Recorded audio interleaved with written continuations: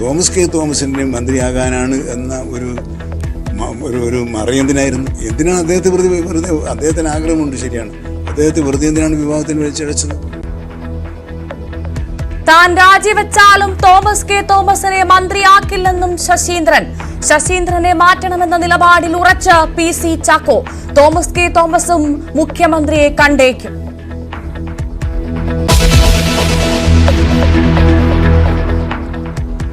അമിത്ഷായുടെ രാജി ആവശ്യത്തിൽ ഉറച്ച പ്രതിപക്ഷം. FIR ഇട്ടതിന് പിന്നാലെ രാഹുലിനെതിരെ നടപടിയുമായി പാർലമെന്റ് സ്ട്രീറ്റ് പോലീസ് മുന്നോട്ട്. ഇന്നലത്തെ സംഘർഷ സാഹചര്യത്തിൽ ഇന്നും ഇരുസഭകളും പ്രക്ഷുബ്ധമായേക്കും. പാർലമെന്റിന്റെ ശൈത്യകാല സമ്മേളനം ഇന്ന് സമാപിക്കും.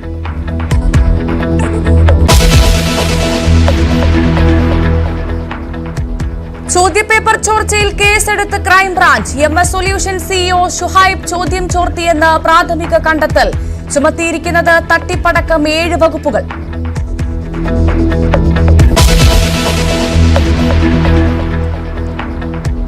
തൊണ്ടി മുതൽ തിരിമറി കേസ് വിചാരണയിലേക്ക്. രണ്ടാം പ്രതി മുൻ മുഖ്യമന്ത്രി ആന്റണി രാജു ഇന്ന് ഹാജരാകണം.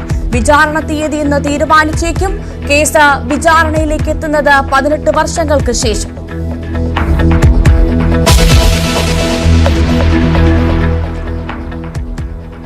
CPM തിരുവനന്തപുരം ജില്ലാ സമ്മേളനത്തിന് ഇന്ന് തുടക്കം. വഴിയടച്ച വഞ്ചൂർ സമ്മേളനം ചർച്ചയാകും.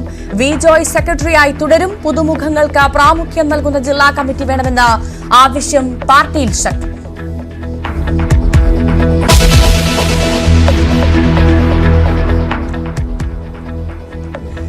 VFP കേസിൽ വിജിലൻസ് അന്വേഷണം നേരിടുന്ന ഉദ്യോഗസ്ഥർക്കെതിരെ വകുപ്പുതല നടപടി വൈകുന്നു. കടുത്ത നടപടി ശുപാർശ ചെയ്യുന്ന ഉത്തരവ് ഇറങ്ങിയിട്ട് 1 മാസം. ആരോപണ വിധേയർക്ക് തണലാകുന്നത് രാഷ്ട്രീയ സംരക്ഷണം.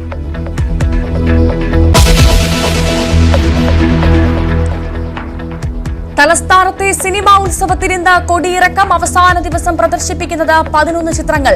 പുരസ്കാര ചിത്രങ്ങളും ഇന്നറിയാം. സമാപന ചടങ്ങ് വൈകിട്ട് 5-ന് നിശാഗന്ധി.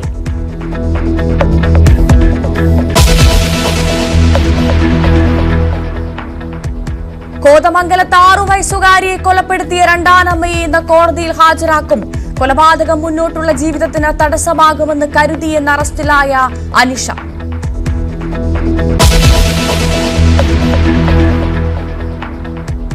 കോടികൾ ഒഴുക്കിയിട്ടും എവിടെയും എത്താതെ ശബരി റെയിൽ. 1/4 നൂറ്റാണ്ടായിട്ടും പദ്ധതി പൂർത്തിയാകാത്ത നിരാശയിൽ ജനങ്ങൾ. പാതി വഴി പോലും എത്താതെ നിലച്ചത് എറണാകുളം, ഇടുക്കി ജില്ലകളുടെ വികസന ഭൂപടം മാറ്റിമറിക്കുമായിരുന്ന പദ്ധതി.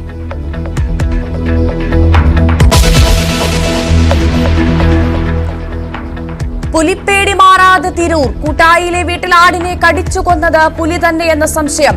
വനം വകുപ്പ് നടപടി തുടരുമ്പോഴും പുലി വിലസുന്നത് നാട്ടുകാരുടെ ഭീതി വർദ്ധിപ്പിക്കുന്നു.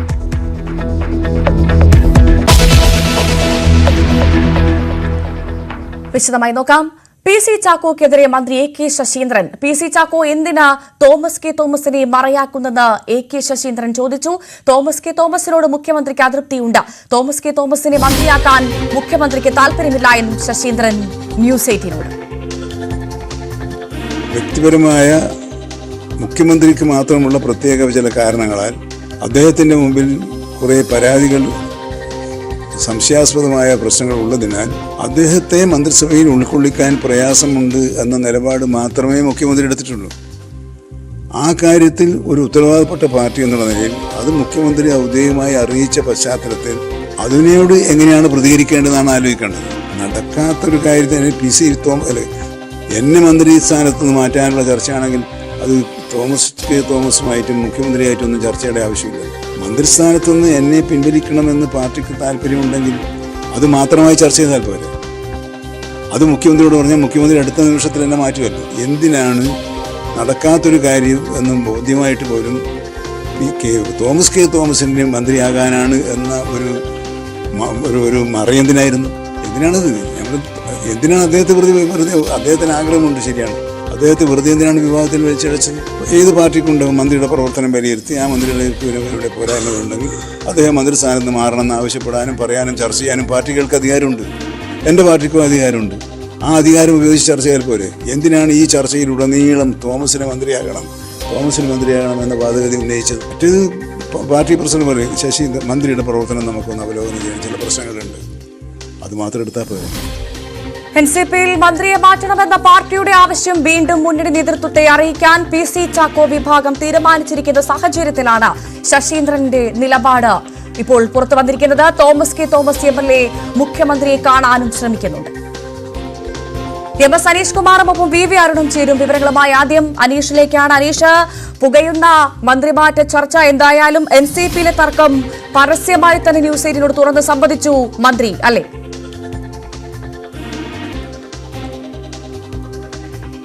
തീർച്ചയായും വലിയ തർക്കങ്ങളാണ് പാർട്ടിക്കുള്ളിൽ നിലനിൽക്കുന്നത് എന്ന് തന്നെയാണ് മന്ത്രിയുടെ വാക്കുകളിൽ നിന്ന് വ്യക്തമാക്കുന്നത്. മന്ത്രി ഒരു വശത്ത് ഏത് നിമിഷവും രാജിവെക്കാൻ തയ്യാറാണ് എന്ന് അറിയിക്കുമ്പോൾ തന്നെ മറുവശത്ത് ഈ തോമസ് കെ തോമസിനെ മന്ത്രിയാക്കുന്നതിൽ മുഖ്യമന്ത്രിക്ക് തികഞ്ഞ അതൃപ്തിയുണ്ട്. അദ്ദേഹത്തിന് മന്ത്രിമാരെ നിയോഗിക്കുന്നതിൽ വിവേചനാധികാരം ഉണ്ട് എന്ന് തന്നെ വ്യക്തമാക്കുന്നു. പാർട്ടിക്ക് എന്ത് കാര്യം വേണമെങ്കിലും തീരുമാനിക്കാം, അത് പാർട്ടി അധ്യക്ഷനെ തിരഞ്ഞെടുക്കുന്ന കാര്യമാണെങ്കിൽ പാർട്ടി മാത്രം ആലോചിച്ചാൽ മതി. പക്ഷേ സംസ്ഥാന മന്ത്രിസഭയിലെ ഒരു മന്ത്രിയെ തീരുമാനിക്കുന്നതിൽ മുഖ്യമന്ത്രിയുടെ തൃപ്തിയും അദ്ദേഹത്തിന്റെ വിവേചനാധികാരവുമാണ് ഏറ്റവും നിർണായകമായി മാറുകയെന്ന് AK ശശീന്ദ്രൻ പറയുന്നു. രണ്ടു വട്ടം മുഖ്യമന്ത്രിയുമായി ഇത് സംബന്ധിച്ച ചർച്ചകൾ താനും തോമസും NCP അധ്യക്ഷനായ PC ചാക്കോയും തമ്മിൽ നടത്തിയിരുന്നു. പക്ഷേ ആ രണ്ട് തവണയും AK ശശീന്ദ്രൻ തന്നെ തുടരട്ടെ എന്ന ഒരു വികാരമാണ് മുഖ്യമന്ത്രി പങ്കുവച്ചത്. ഇത്തരം ഒരു വികാരം പങ്കുവച്ച് ഇക്കാര്യം ദേശീയ അധ്യക്ഷനെ അറിയിച്ചിട്ടും വീണ്ടും എന്തിനാണ് ഇതുമായി ബന്ധപ്പെട്ട ചർച്ചകൾ പല തലങ്ങളിലായി നടക്കുന്നത് എന്ന ചോദ്യമാണ് അദ്ദേഹം ഉന്നയിക്കുന്നത്. ഒപ്പം ദേശീയ നേതൃത്വമാണ് ഇക്കാര്യത്തിൽ ഒരു തീരുമാനം എടുക്കട്ടെ എന്ന ഒരു നിലപാടിൽ സംസ്ഥാന ഘടകം എത്തിയിരുന്നു. എന്നാൽ പിന്നീട് വീണ്ടും കേന്ദ്ര നേതൃത്വത്തെ ഒരു തീരുമാനം എടുക്കാൻ വിട്ട ശേഷം പാർട്ടിയുടെ എല്ലാ തലങ്ങളിലും എന്തിനിക്കാര്യം വീണ്ടും ചർച്ച ചെയ്യുന്നു എന്ന ഒരു കാര്യമാണ്. ഇത്തരത്തിലെ ചർച്ചകൾ ഒഴിവാക്കേണ്ടതാണ്. എന്തിനാണ് തോമസ് കെ തോമസിനെ മറയാക്കി തനിക്കെതിരെ ഇങ്ങനെ കാര്യങ്ങൾ ചെയ്യുന്നത് എന്ന് അദ്ദേഹം ചോദിക്കുന്നു. ഒരിക്കലും ഒരാളെ അടിച്ചേൽപ്പിക്കാൻ കഴിയുന്ന ഒരു നിലപാട് ഈ മന്ത്രിമാരെ നിയമിക്കുന്ന കാര്യത്തിൽ ഇല്ല.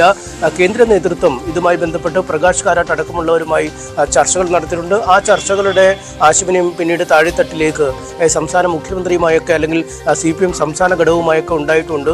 പക്ഷേ എന്നിട്ടും മുഖ്യമന്ത്രിയുടെ ഭാഗത്തു നിന്നും താൻ തുടരട്ടെ, അത് തന്നോടുള്ള വ്യക്തിപരമായ കൂറുമൂലമല്ല, മറിച്ച് ഈ തോമസ് കെ തോമസിനെതിരെ ചില പരാതികൾ ലഭിച്ചിട്ടുണ്ട്. ഒപ്പം സംശയാസ്പദമായ ചില സാഹചര്യങ്ങളുമുണ്ട്. ഇത്തരമൊരു സാഹചര്യത്തിലാണ് മുഖ്യമന്ത്രിക്ക് പൂർണ്ണ തൃപ്തി ഈ തോമസ് കെ തോമസിനെ മന്ത്രിയായി നിയമിക്കുന്നതിൽ ഇല്ലാത്ത. ഇത്തരമൊരു സാഹചര്യത്തിൽ എന്തിനു രാജിവെക്കണമെന്ന ചോദ്യം അദ്ദേഹം ഉന്നയിക്കുന്നു. കാരണം താൻ മന്ത്രിസ്ഥാനം രാജിവെച്ചാലും തോമസ് കെ തോമസ് മന്ത്രിയാവണമെന്ന യാതൊരു ഉറപ്പും മുന്നണിയിൽ നിന്നും ലഭിക്കാത്ത ഒരു സാഹചര്യം, മുന്നണിയുടെ കെട്ടുറപ്പിനെ തന്നെ ബാധിക്കുന്ന ഒരു സാഹചര്യം. ഇത്തരമൊരു സാഹചര്യത്തിൽ താൻ എന്തിനു മന്ത്രിസ്ഥാനം രാജിവെക്കണം എന്ന ചോദ്യമാണ് അദ്ദേഹം ഉന്നയിക്കുന്നത്. ഭവ്യ, തീർച്ചയായും VV അരുൺ കൂടി ചേരുന്നുണ്ട് വിവരങ്ങളുമായി. അതിനു മുൻപ് ഇപ്പോൾ AK ശശീന്ദ്രൻ കടുത്ത നീക്കത്തിലേക്ക് കടക്കുകയാണെന്നുള്ള വിവരങ്ങളാണ് പുറത്തുവരുന്നത്. പാർട്ടി നേതാക്കളുടെ സമാന്തര യോഗം വിളിച്ചിട്ടുണ്ട്. തന്നെ അനുകൂലിക്കുന്നവരുടെ യോഗമാണ് വിളിച്ചിരിക്കുന്നത്. ഇന്ന് ഉച്ചയ്ക്ക് 2-നാണ് തൃശൂരിൽ യോഗം നടക്കുന്നതെന്നുള്ള പ്രധാനപ്പെട്ട ഒരു വിവരം കൂടി ഇപ്പോൾ പുറത്തുവരുന്നുണ്ട്. AK ശശീന്ദ്രൻ എന്നാലും രണ്ടും കൽപ്പിച്ചാണ് എന്ന് തന്നെ ഈ നീക്കത്തിലൂടെ വ്യക്തമാണ്. അദ്ദേഹം പാർട്ടി പറഞ്ഞാൽ താൻ ഒഴിയാൻ തയ്യാറാകുമെന്ന് പറയുന്ന അതേ സമയത്ത് തന്നെ മാറ്റാൻ മുഖ്യമന്ത്രി അടക്കം തയ്യാറല്ല എന്ന് പറയുന്നതിൽ കൂടിയുള്ള വലിയ ആത്മവിശ്വാസം പങ്കുവയ്ക്കുന്നുണ്ട് AK ശശീന്ദ്രൻ. എന്താണ് ആ ആത്മവിശ്വാസത്തിന് പിന്നിലെന്നാണ് അറിയേണ്ടത്. അത് VV അരുൺ പങ്കുവയ്ക്കും. ആ വിവരങ്ങൾ അരുൺ, എന്തായാലും NCPക്കുള്ളിൽ പരസ്യമായ ചേരിപ്പോര് നടക്കുന്നു എന്ന് തന്നെയാണ് AK ശശീന്ദ്രൻ ഇപ്പോൾ ന്യൂസ് 18നോട് നടത്തിയ വെളിപ്പെടുത്തലിൽ നിന്ന് വളരെ വ്യക്തമായി നമുക്ക് മനസ്സിലാക്കാൻ സാധിക്കുന്നത്. എന്തായാലും വലിയ ആത്മവിശ്വാസത്തിലാണ് AK ശശീന്ദ്രൻ. എന്താണ് ആത്മവിശ്വാസത്തിന് പിന്നിൽ അരുൺ? ഭവ്യ, ഇന്നലെ PC ചാക്കോ അനുകൂലികളുടെ യോഗം കൊച്ചിയിൽ ചേർന്നിരുന്നു. തോമസ് കെ തോമസ് ഉൾപ്പെടെയുള്ള PC ചാക്കോ പക്ഷത്തെ പ്രധാനപ്പെട്ട നേതാക്കൾ ആ യോഗത്തിൽ പങ്കെടുത്തു. ഇന്ന് തൃശ്ശൂരിലാണ് AK ശശീന്ദ്രൻ തന്നെ അനുകൂലിക്കുന്നവരുടെ തന്റെ അനുകൂലികളുടെ യോഗം വിളിച്ചിരിക്കുന്നത്. എല്ലാ ജില്ലയിൽ നിന്നും 2 പേർ വീതം ജില്ലയിലെ 2 പ്രധാനപ്പെട്ട നേതാക്കളെയാണ് യോഗത്തിലേക്ക് ക്ഷണിച്ചിരിക്കുന്നത്. അക്ഷരാർത്ഥത്തിൽ വിമത നീക്കമായി മാറുകയാണ്. ഇരു പക്ഷത്തും ശശീന്ദ്രന്റെ ചാക്കോയുടെ യോഗത്തിന് പിന്നാലെ ശശീന്ദ്രനും യോഗം ചേരുന്നു. ഇനി വിട്ടുകൊടുക്കാൻ കഴിയില്ല. കാരണം ഉള്ളിലെ തർക്കങ്ങൾ ഇത്രയും നാൾ ശശീന്ദ്രൻ ആദ്യമൊക്കെ തോമസ് കെ തോമസ് മന്ത്രിസ്ഥാനത്തേക്ക് വരുമെന്ന് പരസ്യ അവകാശവാദം ഉന്നയിക്കുമ്പോഴും പാർട്ടി പറയട്ടെ, പാർട്ടി പറഞ്ഞാൽ ചെയ്യാമെന്ന നിലപാടിലായിരുന്നു. പക്ഷേ ഇപ്പോൾ അതെല്ലാം മറകളും നീക്കി NCPയിലെ പ്രശ്നങ്ങൾ പുറത്തേക്ക് വരികയാണ്. ശശീന്ദ്രൻ രാജിവെച്ച് തോമസ് കെ തോമസിനെ മന്ത്രിയാക്കണമെന്ന ആവശ്യം ചാക്കോ വിഭാഗം ഉന്നയിക്കുമ്പോൾ അതിന് കഴിയില്ല എന്ന നിലപാടിലേക്ക് ശശീന്ദ്രൻ എത്തുന്നു. കാരണം താൻ രാജിവെച്ചാലും പകരം മന്ത്രി NCPക്ക് ലഭിക്കില്ല. തോമസ് കെ തോമസിനെ മന്ത്രിയാക്കാൻ മുഖ്യമന്ത്രി അനുവദിക്കില്ല. അങ്ങനെ വരുമ്പോൾ എന്തിനാണ് ഒരു മന്ത്രിസ്ഥാനം NCP കളയുന്നത്? രാജ്യത്ത് തന്നെ NCPക്ക് മന്ത്രിയുള്ള ഏക സംസ്ഥാനം കേരളമാണ്. അങ്ങനെ ഒരു മന്ത്രിസ്ഥാനം കളയേണ്ട ആവശ്യമുണ്ടോ? മുന്നണിയുമായി തെറ്റാൻ തനിക്ക് താല്പര്യമില്ല. PC ചാക്കോയുടെയും ഒപ്പമുള്ളവരുടെയും നീക്കം മന്ത്രിയെ നൽകിയില്ലെങ്കിൽ പാർട്ടി ഇടതുമുന്നണി വിട്ട് UDF പോകാനാണ്. അതിന് തന്നെ കിട്ടില്ല. പതിറ്റാണ്ടുകളായി ഇടതുമുന്നണിക്കൊപ്പം നിൽക്കുന്നയാളാണ് താൻ. അതുകൊണ്ട് തന്നെ മുന്നണിക്കൊപ്പം ഇനിയും നിൽക്കും. ചാക്കോയുടെ നീക്കങ്ങളെ അതേ രീതിയിൽ മറികടക്കാനാണ് ഇപ്പോൾ ശശീന്ദ്രൻ വിഭാഗം തീരുമാനിക്കുന്നത്. അതിന്റെ ഭാഗമായാണ് തൃശ്ശൂരിലെ യോഗം. അക്ഷരാർത്ഥത്തിൽ NCP വലിയ പ്രതിസന്ധിയിലേക്ക് നീങ്ങുകയാണ്. ഒരു പിളർപ്പിനെ കൂടി അഭിമുഖീകരിക്കുന്ന തരത്തിലേക്ക് കാര്യങ്ങൾ പോവുകയാണ്. തീർച്ചയായും ദയവായി തുടരുക. MS അനീഷ് കുമാർ തുടരുന്നുണ്ട്. അനീഷ്, വളരെ പ്രധാനപ്പെട്ട വാർത്തയാണ് ഇപ്പോൾ പുറത്തു വരുന്നത്. ഒരു പിളർപ്പിലേക്കാണോ കാര്യങ്ങൾ പോകുന്നത്? ഒരു വിമത നീക്കത്തിന് തന്നെയാണോ AK ശശീന്ദ്രൻ ഇപ്പോൾ ഒരുങ്ങുന്നത്? എന്ത് മനസ്സിലാക്കണം? എന്തായിരിക്കും AK ശശീന്ദ്രന്റെ നീക്കം? എപ്പോഴത്തേക്കാണ് യോഗം? ഈ യോഗത്തിൽ ആരൊക്കെ പങ്കെടുക്കുമെന്നാണ് അറിയാൻ സാധിച്ചത്? കൂടുതൽ വിവരങ്ങൾ എന്തൊക്കെയാണ് അനീഷ്? തീർച്ചയായും ഒരു വിമത നീക്കം അല്ലെങ്കിൽ പിളർപ്പിലേക്ക് തന്നെ NCP നീങ്ങുന്നു എന്ന് തന്നെയാണ് നമുക്ക് നിലവിലെ സംഭവവാസങ്ങളിൽ നിന്നും വ്യക്തമാക്കുന്നത്. മന്ത്രി AK ശശീന്ദ്രൻ ഇന്നലെ രാത്രി കോഴിക്കോടുണ്ടായിരുന്നു. ഇന്ന് രാവിലെ നമ്മളുമായി കാണുകയും ചെയ്തു. അതിനുശേഷം അദ്ദേഹം പോയിരിക്കുന്നു. എറണാകുളം ഭാഗത്തേക്കെന്നാണ് ആദ്യം പറഞ്ഞത്. പക്ഷേ ഇപ്പോൾ വ്യക്തമാകുന്നു തൃശ്ശൂരിലേക്ക് തന്നെയാണ് അദ്ദേഹം പോകുന്നത്. അദ്ദേഹത്തെ അനുകൂലിക്കുന്നവരുടെ യോഗം വിളിച്ചു ചേർക്കുന്നു. അദ്ദേഹം നമ്മളോട് സംസാരിച്ചപ്പോൾ തന്നെ പറഞ്ഞിരുന്നു, പാർട്ടി പ്രവർത്തകർ ഈ വിഷയം ചർച്ച ചെയ്യുന്നുണ്ട്.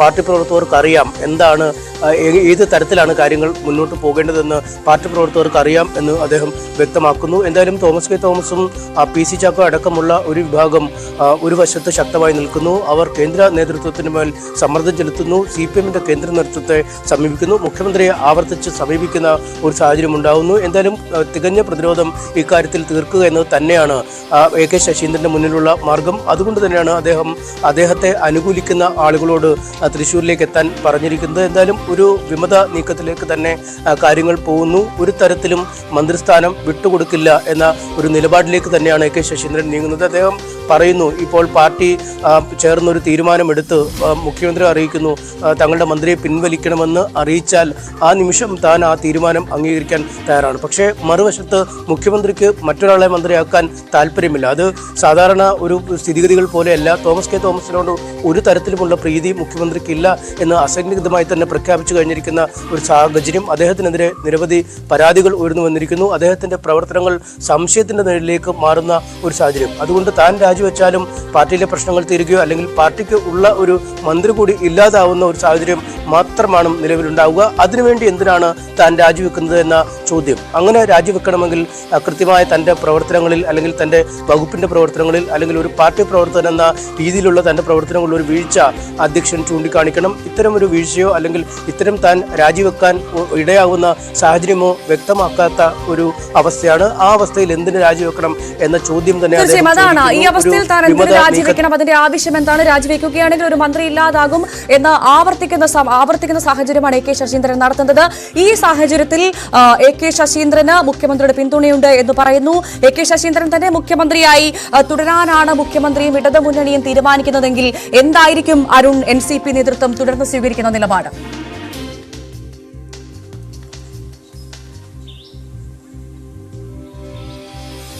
അത് സംസ്ഥാന തലത്തിലും ദേശീയ തലത്തിലും ഒക്കെ ഉയർത്തിയാലും അതിനൊരു മാറ്റം ഉണ്ടാകില്ലെന്ന് ഉറപ്പാണ്. കാരണം തോമസ് കെ തോമസ് മന്ത്രിയാക്കുന്നതിന് മുഖ്യമന്ത്രിക്ക് യോജിപ്പില്ല എന്ന് മാത്രമല്ല, അദ്ദേഹത്തിന് നിരവധി പരാതികൾ മുഖ്യമന്ത്രിക്ക് ലഭിച്ചിരുന്നു. സാമ്പത്തിക ആരോപണം അടക്കമുള്ളവ.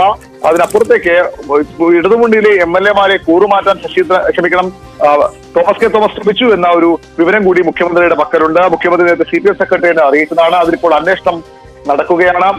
ആന്റണി രാജു ഉൾപ്പെടെയുള്ള നേതാക്കളെ കൂറുമാറ്റാൻ തോമസ് കെ തോമസ് ശ്രമിച്ചു. അത്തരം ഒരാളെ എങ്ങനെ മന്ത്രിയാക്കുമെന്ന ചോദ്യമാണ് മുഖ്യമന്ത്രി ഉന്നയിക്കുന്നത്.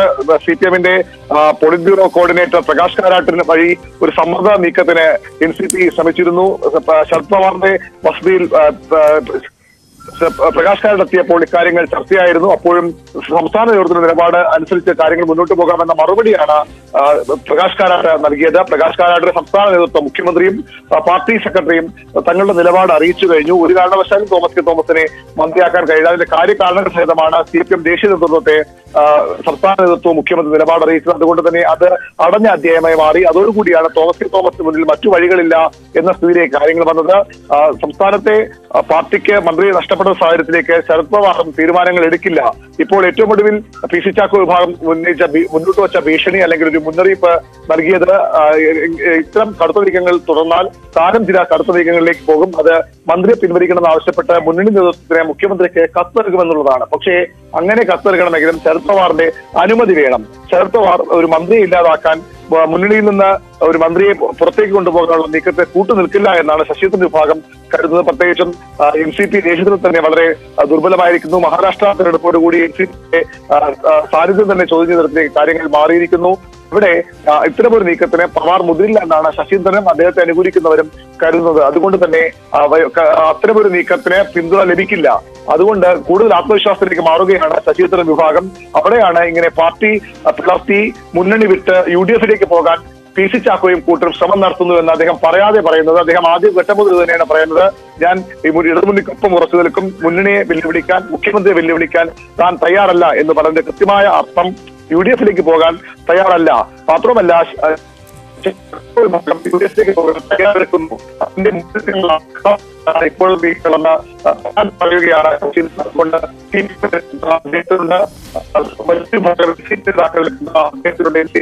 ഇപ്പോഴത്തെ ഒരു ദുർബലമായി പറയുന്നത്. തീർച്ചയായും വി അരുണാണ് വിവരങ്ങൾ നൽകിയത്. ഒരിക്കൽ കൂടി AK ശശീന്ദ്രന്റെ പ്രതികരണത്തിലേക്ക്. വ്യക്തിപരമായ മുഖ്യമന്ത്രിക്ക് മാത്രമുള്ള പ്രത്യേക ചില കാരണങ്ങളാൽ അദ്ദേഹത്തിൻ്റെ മുമ്പിൽ കുറേ പരാതികൾ, സംശയാസ്പദമായ പ്രശ്നങ്ങൾ ഉള്ളതിനാൽ അദ്ദേഹത്തെ മന്ത്രിസഭയിൽ ഉൾക്കൊള്ളിക്കാൻ പ്രയാസമുണ്ട് എന്ന നിലപാട് മാത്രമേ മുഖ്യമന്ത്രി എടുത്തിട്ടുള്ളൂ. ആ കാര്യത്തിൽ ഒരു ഉത്തരവാദപ്പെട്ട പാർട്ടി എന്നുള്ള നിലയിൽ അത് മുഖ്യമന്ത്രി ഔദ്യോഗികമായി അറിയിച്ച പശ്ചാത്തലത്തിൽ അതിനോട് എങ്ങനെയാണ് പ്രതികരിക്കേണ്ടതെന്നാണ് ആലോചിക്കേണ്ടത്. നടക്കാത്തൊരു കാര്യത്തിന് പി.സി. എന്നെ മന്ത്രി സ്ഥാനത്ത് നിന്ന് മാറ്റാനുള്ള ചർച്ചയാണെങ്കിൽ അത് തോമസുമായിട്ടും മുഖ്യമന്ത്രിയായിട്ടും ഒന്നും ചർച്ചയുടെ ആവശ്യമില്ല. മന്ത്രിസ്ഥാനത്ത് നിന്ന് എന്നെ പിൻവലിക്കണമെന്ന് പാർട്ടിക്ക് താല്പര്യമുണ്ടെങ്കിൽ അത് മാത്രമായി ചർച്ച ചെയ്താൽ പോരെ. അത് മുഖ്യമന്ത്രിയോട് പറഞ്ഞാൽ മുഖ്യമന്ത്രി അടുത്ത നിമിഷത്തിൽ എന്നെ മാറ്റുമല്ലോ. എന്തിനാണ് നടക്കാത്തൊരു കാര്യം എന്നും ബോധ്യമായിട്ട് പോലും തോമസിൻ്റെ മന്ത്രിയാകാനാണ് എന്ന ഒരു മറയെന്തിനായിരുന്നു? എന്തിനാണത്? എന്തിനാണ് അദ്ദേഹത്തെ വെറുതെ അദ്ദേഹത്തിന് ആഗ്രഹമുണ്ട്, ശരിയാണ്. അദ്ദേഹത്തെ വെറുതെ എന്തിനാണ് വിവാഹത്തിൽ വലിച്ചടച്ചത്? ഏത് പാർട്ടിക്കുണ്ട് മന്ത്രിയുടെ പ്രവർത്തനം വിലയിരുത്തി ആ മന്ത്രിയുടെ പോരായ്മകളുണ്ടെങ്കിൽ അദ്ദേഹം മന്ത്രിസ്ഥാനത്ത് നിന്ന് മാറണമെന്ന് ആവശ്യപ്പെടാനും പറയാനും ചർച്ച ചെയ്യാനും പാർട്ടികൾക്ക് അധികാരമുണ്ട്. എൻ്റെ പാർട്ടിക്കും അധികാരമുണ്ട്.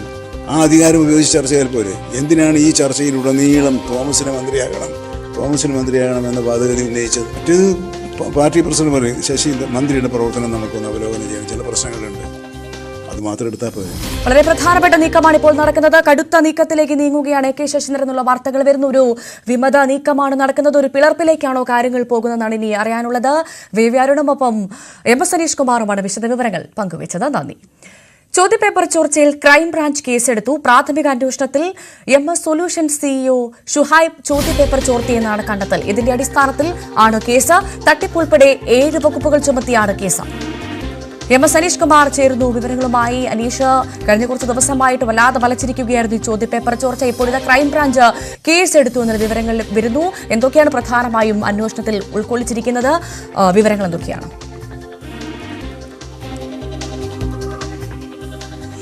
ഭവ്യ, കഴിഞ്ഞ 3 ദിവസമായി ക്രൈംബ്രാഞ്ച് ഈ വിഷയവുമായി ബന്ധപ്പെട്ട പ്രാഥമിക പരിശോധന നടത്തിവരികയായിരുന്നു. ആദ്യം തന്നെ പരാതിക്കാരായ വിദ്യാഭ്യാസ വകുപ്പിലെ ഉദ്യോഗസ്ഥരിൽ നിന്നും ഈ വിദ്യാഭ്യാസ ഉപഡയറക്ടർ AEO DO അടക്കമുള്ള ഉദ്യോഗസ്ഥരിൽ നിന്നും മൊഴി രേഖപ്പെടുത്തി. ഇതിനുശേഷം പിന്നീട് 2 തരത്തിൽ എയ്ഡഡ് സ്കൂളിലെ ഈ ഷുഹൈബ് അടക്കമുള്ള MS സൊല്യൂഷൻസ് അടക്കമുള്ള ആളുകളെ സഹായിച്ചു എന്ന് സംശയം ഉയർന്നിരുന്ന എയ്ഡഡ് കോളേജിലെ ചില അധ്യാപകരിൽ നിന്നും മൊഴിയെടുത്തു. ഒപ്പം നേരത്തെ ഈ ഓണപരീക്ഷയ്ക്കും MS സൊല്യൂഷൻസ് ചോദ്യപേപ്പർ ചോർത്തിയെന്ന ആരോപണം ഉയർന്നിരുന്നു. അന്ന് പരാതി നൽകിയ ചില സ്കൂൾ അധികൃതരുണ്ട്, അവരിൽ നിന്നും മൊഴിയെടുക്കുകയും ചെയ്തു. എന്തായാലും വിദഗ്ധരോടക്കം ആശയവിനിമയം നടത്തിയപ്പോൾ ഈ MS സൊല്യൂഷൻസിൻ്റെ YouTube പേജിൽ വന്ന പ്രഡിക്ഷൻസ് എന്ന പേരിൽ വന്ന ചോദ്യങ്ങളും പിറ്റേ ദിവസത്തെ ഇംഗ്ലീഷും കണക്കും പരീക്ഷയിൽ വന്ന ചോദ്യങ്ങളും ഒരേ രീതിയിൽ തന്നെ അല്ലെങ്കിൽ ഒരേ പാറ്റേണിൽ തന്നെയാണെന്ന് കണ്ടെത്തുകയും ചെയ്തു. അതുകൊണ്ട് തന്നെയാണ് ചോർത്തൽ നടന്നതായി ഒരു സ്ഥിരീകരണം ക്രൈംബ്രാഞ്ചിന് ലഭിച്ചിരിക്കുന്നത്. ഇതിൻ്റെ അടിസ്ഥാനത്തിലാണ് ക്രൈംബ്രാഞ്ച് FIR ഇട്ടിരിക്കുന്നത്. തട്ടിപ്പുൾപ്പെടെ 7 വകുപ്പുകളാണ് ഈ FIR എഫ്ഐആറിൽ ചേർത്തിരിക്കുന്നതെന്ന്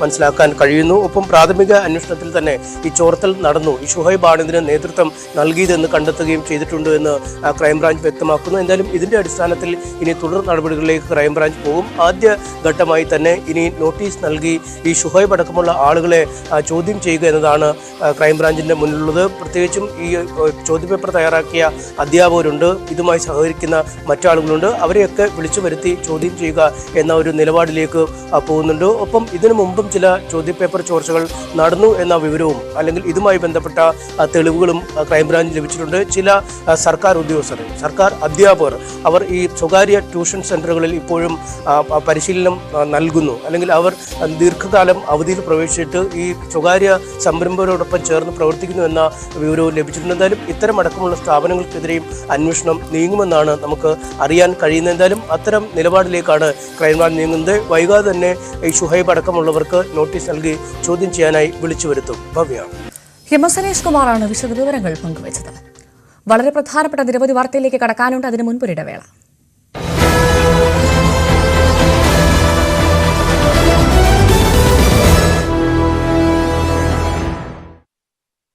അത്യന്തം നാണം കെട്ടതും അത്യന്തം അസാധാരണവുമായ സംഭവങ്ങളാണ് പാർലമെന്റിൽ ഉണ്ടാവുന്നത് എന്ന് തന്നെ പറയേണ്ടി വരും.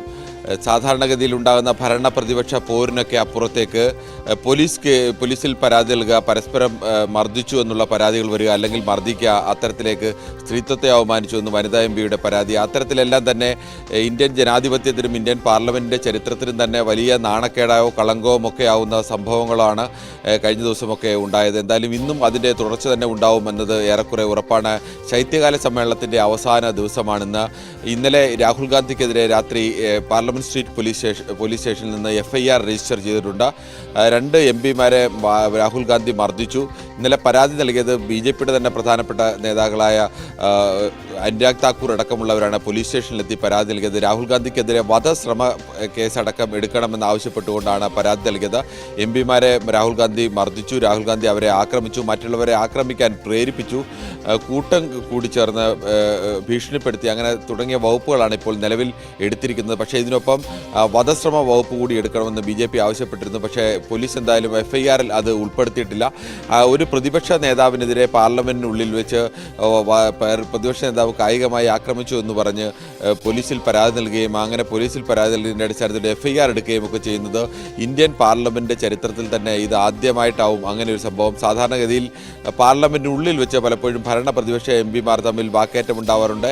അത്യപൂർവം ചില സന്ദർഭങ്ങളിലൊക്കെ അത് കയ്യേറ്റത്തിലേക്കുമൊക്കെ വന്നിട്ടുണ്ട്. പക്ഷേ അത് അവിടെ വെച്ച് അവസാനിപ്പിക്കുക എന്നത്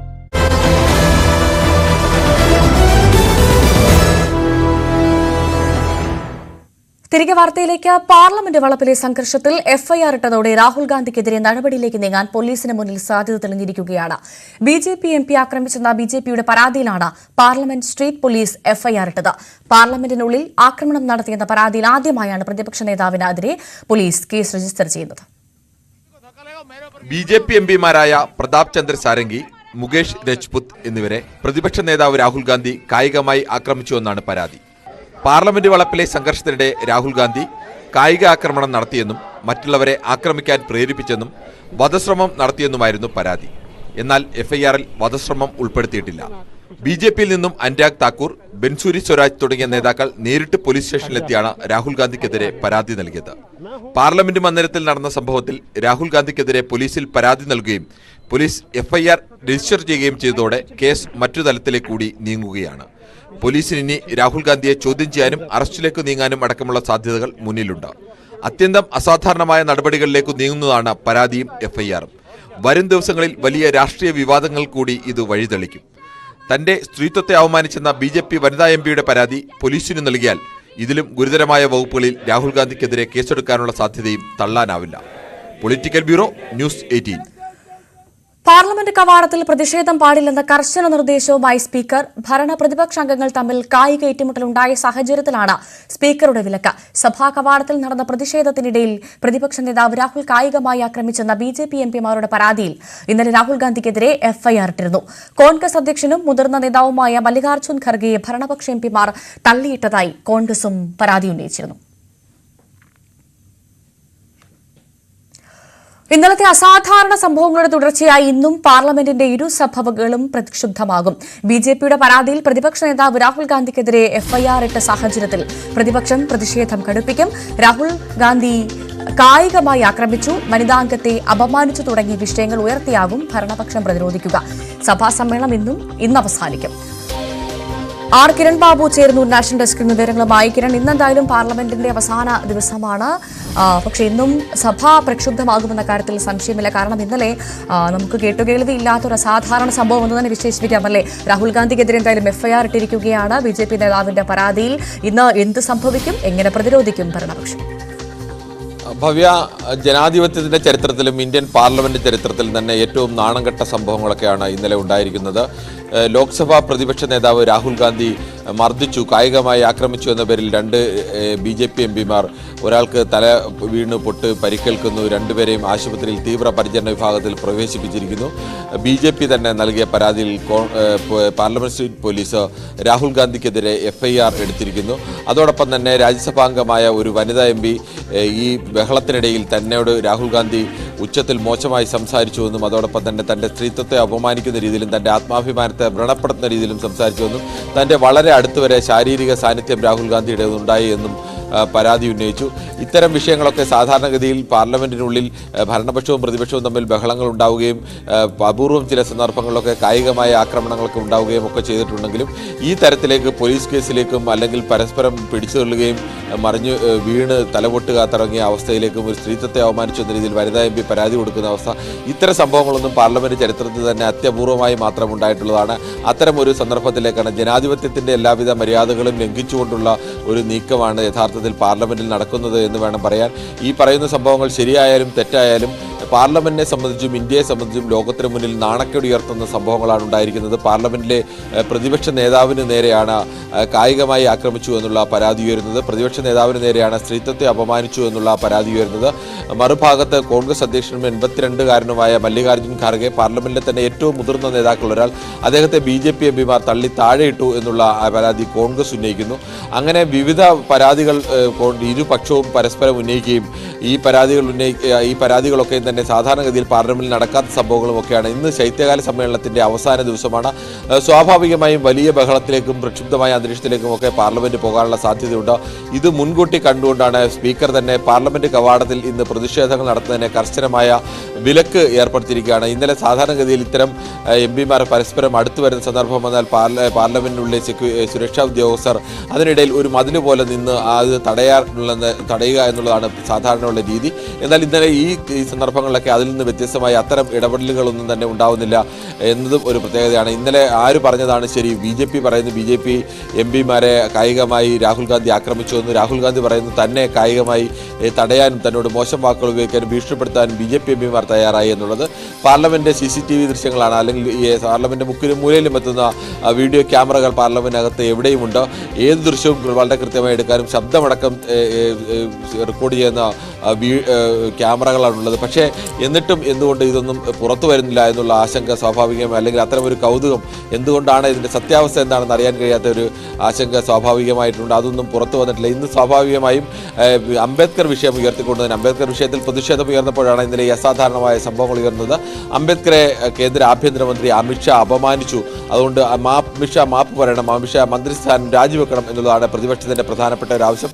പ്രതിപക്ഷ നിരയിൽ ഇതിനിടയിലുണ്ടായ ഒരു പ്രതിപക്ഷത്തെ സംബന്ധിച്ച് അനുകൂലമായ ഒരു അന്തരീക്ഷം എന്ന് പറയുന്നത്, തുടക്കത്തിൽ അദാനി വിഷയത്തിൽ തുടർച്ചയായി രാഹുൽ ഗാന്ധിയുടെ നേതൃത്വത്തിൽ കോൺഗ്രസും മറ്റ് ഇന്ത്യ ബ്ലോക്കിലെ മറ്റ് പാർട്ടികളുമൊക്കെ വലിയ പ്രതിഷേധം ഉയർത്തുമ്പോൾ ഇന്ത്യ ബ്ലോക്കിലെ പ്രധാനപ്പെട്ട രണ്ട് പാർട്ടികളായ തൃണമൂൽ കോൺഗ്രസും അതോടൊപ്പം തന്നെ സമാജ്വാദി പാർട്ടിയും ഇതിൽ നിന്ന് വിട്ടുനിൽക്കുകയും ഒരു ഘട്ടത്തിൽ തൃണമൂൽ കോൺഗ്രസ് രാഹുൽ ഗാന്ധിയുമായും കോൺഗ്രസുമായും പൂർണ്ണമായും തെറ്റി ഇന്ത്യ ബ്ലോക്കിന്റെ നേതൃത്വം താൻ ഏറ്റെടുക്കാമെന്ന് ഒരു നിർദ്ദേശം മുന്നോട്ട് വെക്കുകയും അതിനെ ശരത് പവാർ അടക്കമുള്ള മുതിർന്ന നേതാക്കൾ അംഗീകരിക്കുകയും ആ തീരുമാനത്തെ സ്വാഗതം ചെയ്യുകയും ഒക്കെ ചെയ്തിരുന്നു. അങ്ങനെ ഇന്ത്യ ബ്ലോക്ക് ഭിന്നിച്ച ഒരവസ്ഥയിലായിരുന്നു. യഥാർത്ഥത്തിൽ ഇന്ത്യ ബ്ലോക്ക് അവസാന നിമിഷം അംബേദ്കർ വിഷയത്തോടു കൂടിയാണ് വീണ്ടും ഒന്നിച്ചത്. ഇന്നലെ അംബേദ്കർ വിഷയത്തിൽ കോൺഗ്രസിന്റെ നേതൃത്വത്തിൽ ഇന്ത്യ ബ്ലോക്ക് നൽകിയ പരാതിയിൽ തൃണമൂൽ കോൺഗ്രസിന്റെ സുഗത റോയും ഒപ്പിട്ടിട്ടുണ്ട്. തൃണമൂൽ കോൺഗ്രസും ഈ പരാതിയിൽ നിൽക്കുകയാണ്. ഇന്നലെ രാവിലെ അടക്കം ഇന്ത്യ ബ്ലോക്കിന്റെ പ്രതിഷേധത്തിൽ പങ്കെടുത്തില്ലെങ്കിലും പിന്നീട് തൃണമൂൽ കോൺഗ്രസ് കൂടി ഈ അംബേദ്കർ വിഷയത്തിൽ BJPക്കെതിരെ ശക്തമായ നിലപാട് സ്വീകരിക്കാൻ തന്നെയാണ്. സാധാരണഗതിയിൽ ഇതുവരെ ഉയർന്ന അദാനി വിഷയം പോലെയല്ല, അംബേദ്കർ വിഷയത്തിൽ ഒരു വൈകാരിക വശം കൂടിയുണ്ട്. ഭരണഘടനാ ശില്പി ഡോക്ടർ BR അംബേദ്കർ, അദ്ദേഹം ഒരു ദളിത് വിഭാഗത്തിൽ നിന്ന് വരുന്ന പ്രധാനപ്പെട്ട ഇന്ത്യയിലെ ഒരു നേതാവ്, ഇന്ത്യയുടെ രാജ്യത്തിന്റെ ഏറ്റവും പ്രധാനപ്പെട്ട ഭരണഘടനാ ശില്പി എന്ന നിലയിലേക്ക് നിൽക്കുന്ന അംബേദ്കറെ അപമാനിച്ചു എന്ന് പറയുമ്പോൾ അതൊരു വൈകാരിക വിഷയമായി കൂടി ഉയരും എന്നുള്ളത് കൊണ്ട് തന്നെ BJPയും കടുത്ത പ്രതിരോധം തന്നെയാണ് ഉയർത്തുന്നത്. ഈ സാഹചര്യത്തിലാണ് ഇന്നലെ കഴിഞ്ഞ ദിവസം അമിത്ഷാ തന്നെ വാർത്താ സമ്മേളനം നടത്തി ഇതെല്ലാം നിഷേധിച്ചിരുന്നു. BJP വാർത്താ സമ്മേളനം നടത്തി. BJPയിൽ നിന്ന് ശിവരാജ് സിംഗ് ചൗഹാനാണ് വാർത്താ സമ്മേളനം നടത്തിയത്. അദ്ദേഹവും രാഹുൽ ഗാന്ധിക്കെതിരെ രൂക്ഷമായ ആക്ഷേപങ്ങളൊക്കെ ഉന്നയിച്ചിരുന്നു. അതിനിടയിലാണ് ഇന്നലെ പാർലമെന്റിലെ പ്രധാന പ്രവേശന കവാടമായ മഗർദ്വാറിൽ വെച്ച് ഇത്തരത്തിലുള്ള അനിഷ്ട സംഭവങ്ങൾ ഉണ്ടായി എന്നുള്ള പരാതി BJPയുടെ ഭാഗത്തു നിന്ന് ഉണ്ടായത്. എന്നാൽ കോൺഗ്രസ് ഇതിനെ പൂർണ്ണമായും നിഷേധിക്കുകയാണ്. ഈ സംഭവങ്ങളെല്ലാം തന്നെ ഇന്ന് സഭ തുടങ്ങുമ്പോൾ തന്നെ സഭയിലേക്ക് ഉയരാൻ സാധ്യതയുണ്ട്. ഭരണപക്ഷവും പ്രതിപക്ഷവും എങ്ങനെയായിരുന്നോ ശൈത്യകാല സമ്മേളനം തുടങ്ങി 2 ദിവസം ഭരണഘടനാ ചർച്ച നടന്നത് ഒഴികെയുള്ള ദിവസങ്ങൾ എങ്ങനെയാണോ കടന്നുപോയത് ആ മട്ടിൽ തന്നെ പ്രക്ഷുബ്ധമായ രംഗങ്ങൾ തന്നെയാവും ഇന്നും പാർലമെന്റിന്റെ ഇരുസഭകളിലും ഉണ്ടാവാൻ സാധ്യതയുള്ളത്. ശരി, കിരൺ ബാബുവാണ് വിവരങ്ങൾ പറഞ്ഞത്. നന്ദി. കോതമംഗലത്ത് 6 വയസ്സുകാരിയെ കൊലപ്പെടുത്തിയ കേസിൽ പ്രതിയായ രണ്ടാനമ്മയെ ഇന്ന് കോടതിയിൽ ഹാജരാക്കും. നെല്ലിക്കുഴിയിൽ താമസിക്കുന്ന ഉത്തർപ്രദേശ് സ്വദേശി അജാസ് ഖാന്റെ 6 വയസ്സുള്ള മകൾ മുസ്കാനെ ഇന്നലെ രാവിലെയാണ് വീട്ടിൽ മരിച്ച നിലയിൽ കണ്ടെത്തിയത്. ഇയാളുടെ 2ാം ഭാര്യ അനീഷയാണ് കുഞ്ഞിനെ ശ്വാസം മുട്ടിച്ച് കൊലപ്പെടുത്തിയത്. ഡാനി ഇപ്പോൾ ചേരുന്നു കൂടുതൽ വിവരങ്ങളുമായി. ഡാനി, ഈ രണ്ടാനമ്മ എന്തിനാണ് ഈ ക്രൂരത ചെയ്തതെന്നാണ് മനസ്സിലാക്കുന്നത്? എന്താണ് വിശദാംശങ്ങൾ? ഇന്നെന്തായാലും കോടതിയിൽ ഹാജരാക്കുമല്ലോ.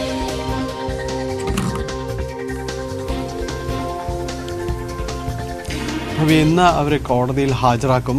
ഇന്നലെ അറസ്റ്റ് അടക്കമുള്ള കാര്യങ്ങൾ രേഖപ്പെടുത്തിയിട്ടുണ്ട്. ഇന്നലെ രാത്രി വൈകിയും ചോദ്യം ചെയ്യൽ തുടർന്നിരുന്നു. റൂറൽ SP വൈഭവ് സക്സേനയുടെ നേതൃത്വത്തിലാണ് ചോദ്യം ചെയ്യൽ നടന്നത്. ആദ്യഘട്ടത്തിൽ ആരും ഇത് സംബന്ധിയായ കാര്യങ്ങളെക്കുറിച്ച് ഒരു വെളിപ്പെടുത്തലും അവർ ഇത് നടത്തിയിരുന്നില്ല. ഉറക്കത്തിൽ കുട്ടി പിന്നീട് മരണപ്പെട്ടു എന്ന രീതിയിലായിരുന്നു പറഞ്ഞിരുന്നത്. പിന്നീട് റൂറൽ SPയുടെ നേതൃത്വത്തിൽ നടത്തിയ ചോദ്യം ചെയ്യലിലാണ് ഇത്തരം കാര്യങ്ങൾ കുഞ്ഞിനെ കൊലപ്പെടുത്തുകയായിരുന്നു എന്നുള്ള വസ്തുത അവർക്ക് സമ്മതിക്കേണ്ടി വന്നത്. അത് പോസ്റ്റ്മോർട്ടം റിപ്പോർട്ട് അതിനെ വലിയ സഹായകരമായി. കാരണം അതിൽ കൃത്യമായിട്ട് തന്നെ കുഞ്ഞ് ശ്വാസം മുട്ടിയാണ് മരിച്ചിരിക്കുന്നത് എന്നതിനൊപ്പം തന്നെ കുഞ്ഞിൻ്റെ കവിൾത്തടത്തിൽ ക്ഷതമേറ്റ ഒരു പാടുകളും ഉണ്ടായിരുന്നു. അതുകൊണ്ട് ഈ കുഞ്ഞിന് ശ്വാസം മുട്ടിക്കുന്ന ആ സമയത്ത് അമർത്തിപ്പിടിച്ചതാണ് എന്ന് തന്നെ അത് ബോധ്യപ്പെടുകയും ചെയ്തു. പിന്നെ തുടർന്ന് നടത്തിയ അന്വേഷണത്തിലും ചോദ്യം ചെയ്യലുമാണ് ഇവരിത് സമ്മതിക്കുകയും ചെയ്തത്.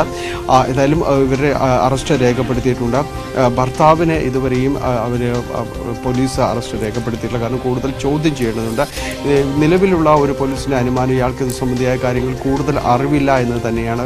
കൂടുതൽ കൃത്യമായിട്ട് ഇവർ ഒറ്റയ്ക്ക് കാര്യങ്ങൾ ആസൂത്രണം ചെയ്തത് എന്ന രീതിയിൽ തന്നെയാണ് പോലീസ് പോകുന്നത്. കേസിൽ ഇവർ മാത്രമാണ് പ്രതിയെന്ന് പോലീസ് പറയുമ്പോൾ പോലും പൂർണ്ണമായും അത് ചില സാധ്യതകൾ കൂടി പോലീസ് പരിശോധിക്കുന്നുണ്ട്. ഒപ്പം തന്നെയും ഇവർക്ക് ഈ ബാധ കയറുന്നു എന്നെല്ലാം തന്നെ ഇടയ്ക്ക് ഈ ഭർത്താവ് പറഞ്ഞിട്ടുണ്ട്, പോലീസിനോട് പറഞ്ഞിട്ടുണ്ട്. അതിനുവേണ്ടി ചില പ്രാർത്ഥനകൾ നടത്തിയിരുന്നു എന്നെല്ലാം തന്നെ പറയുന്നുണ്ട്. അപ്പോൾ അതിലൊരു ദുർമന്ത്രവാദത്തിൻ്റെ ഒരു സാന്നിധ്യം ഏതെങ്കിലും രീതിയിൽ വന്നിട്ടുണ്ടോ എന്നതടക്കമുള്ള കാര്യങ്ങൾ കൂടി പോലീസ് പരിശോധിക്കുന്നില്ല.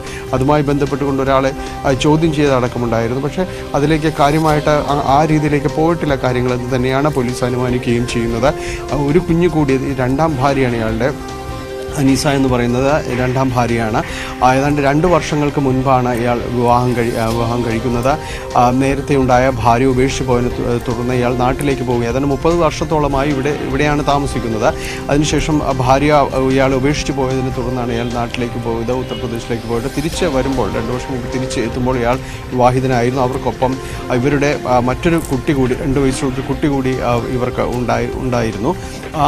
ഇതിനെ തുടർന്ന് ഇവർക്കുള്ള ഒരു ജീവിതം, സ്വസ്ഥമായൊരു ജീവിതം ഈ കുട്ടി, ഇയാളുടെ ആദ്യ ഭാര്യയിലുള്ള കുട്ടി തടസ്സമാകുമെന്ന് ഒരു പ്രാകൃത ചിന്തയിലാണ് ഈ ഒരു കൃത്യം നിർവഹിച്ചത് എന്നാണ് ഇവർ പറഞ്ഞിരിക്കുന്നത്. എന്തായാലും പോലീസ് അറസ്റ്റ് രേഖപ്പെടുത്തിയിട്ടുണ്ട്.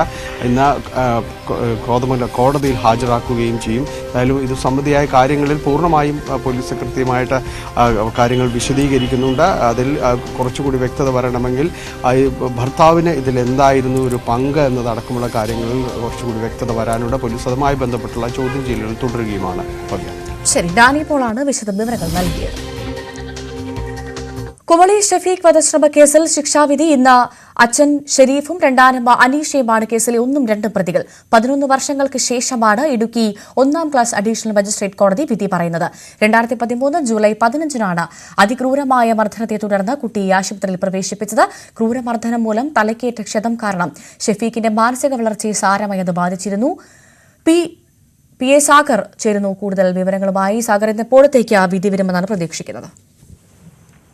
ഇന്ന് രാവിലെ തന്നെ കോടതിയിൽ നിന്ന് വിധി വരുമെന്നാണ് പ്രതീക്ഷിക്കുന്നത്. തൊടുപുഴ 1ാം അഡീഷണൽ ജില്ലാ കോടതി കഴിഞ്ഞ ദിവസം ഈ കേസ് പരിഗണിച്ചിരുന്നു. എന്നാൽ വിധി പറയുന്നത് ഇന്നത്തേക്ക് മാറ്റുകയായിരുന്നു. 2013-ലാണ് ഇത്തരത്തിലൊരു ദാരുണമായ സംഭവം നടക്കുന്നത്. ഷെഫീഖിനെ പിതാവും രണ്ടാനമ്മയും ചേർന്ന് ശാരീരികവും മാനസികവുമായി പീഡിപ്പിക്കുകയായിരുന്നു. കുട്ടിയെ ക്രൂരമർദ്ദനത്തിന് ഇരയാക്കി. ഈ കേസുമായി ബന്ധപ്പെട്ട കേസിൽ ഹാജരായ എല്ലാ സാക്ഷികളും ഈ പ്രതികൾക്കെതിരെ മൊഴി നൽകിയിരുന്നു. തലച്ചോറിനേറ്റ ഷെഫീഖിന്റെ തലച്ചോറിനേറ്റ ഗുരുതരമായ പരിക്ക് കുട്ടിയുടെ ബുദ്ധിവികാസം, സംസാരശേഷി, ചലനശേഷി തുടങ്ങിയവ സാരമായി ബാധിക്കുകയായിരുന്നു. ഈ കഴിഞ്ഞ 10 വർഷമായി ഈ ഷെഫീഖ് കേരള സർക്കാരിന്റെ സംരക്ഷണയിൽ തന്നെയാണ് കഴിയുന്നത്. തൊടുപുഴയിലുള്ള അൽ-അസ്ഹർ മെഡിക്കൽ കോളേജിലെ പ്രത്യേക പരിഗണനയിൽ രാഗിണി എന്ന ആയയുടെ പരിചരണത്തിലാണ് ഈ കുട്ടി കഴിയുന്നത്. കഴിഞ്ഞ ദിവസം തന്നെ പ്രോസിക്യൂഷന്റെ ആവശ്യം പരിഗണിച്ച ജഡ്ജി ആശുപത്രിയിൽ നേരിട്ട് സന്ദർശിച്ച് കുട്ടിയുടെ നിലവിലെ ഗുരുതരാവസ്ഥ മനസ്സിലാക്കി തുടർന്നാണ് കേസിലേക്ക് കടന്നത്. എന്തായാലും ഇന്ന് രാവിലെ തന്നെ വിധി വരുമെന്നാണ് പ്രതീക്ഷിക്കുന്നത്. ഭവ്യ, ശരി, സാഗറാണ് വിവരങ്ങൾ നൽകിയത്. കൊച്ചി വെണ്ണലയിൽ മരിച്ച അല്ലിയുടെ മൃതദേഹം സംസ്കരിച്ചു. ഇന്നലെ വൈകിട്ട് കാക്കനാട് പൊതുശ്മശാനത്തിലായിരുന്നു സംസ്കാരം. മരണത്തിൽ അസ്വാഭാവികതയില്ലെന്ന പോസ്റ്റ്മോർട്ടം റിപ്പോർട്ട് ലഭിച്ച ശേഷം ബന്ധുക്കൾക്ക് മൃതദേഹം വിട്ടു നൽകുകയായിരുന്നു. മകൻ പ്രദീപിനെ പാലാരിവട്ടം പോലീസ് വിട്ടയച്ചു. വീട്ടുമുറ്റത്ത് പ്രദീപ് കുഴിയെടുക്കുന്നത് കണ്ട് സംശയം തോന്നിയ നാട്ടുകാർ പോലീസിനെ വിവരം അറിയിക്കുകയായിരുന്നു. പ്രമേഹ രോഗിയായ അമ്മ മരിച്ചതിനെ തുടർന്ന് താൻ മറവ് ചെയ്യുകയായിരുന്നുവെന്നാണ് പ്രദീപ് പോലീസിന് നൽകിയ മൊഴി.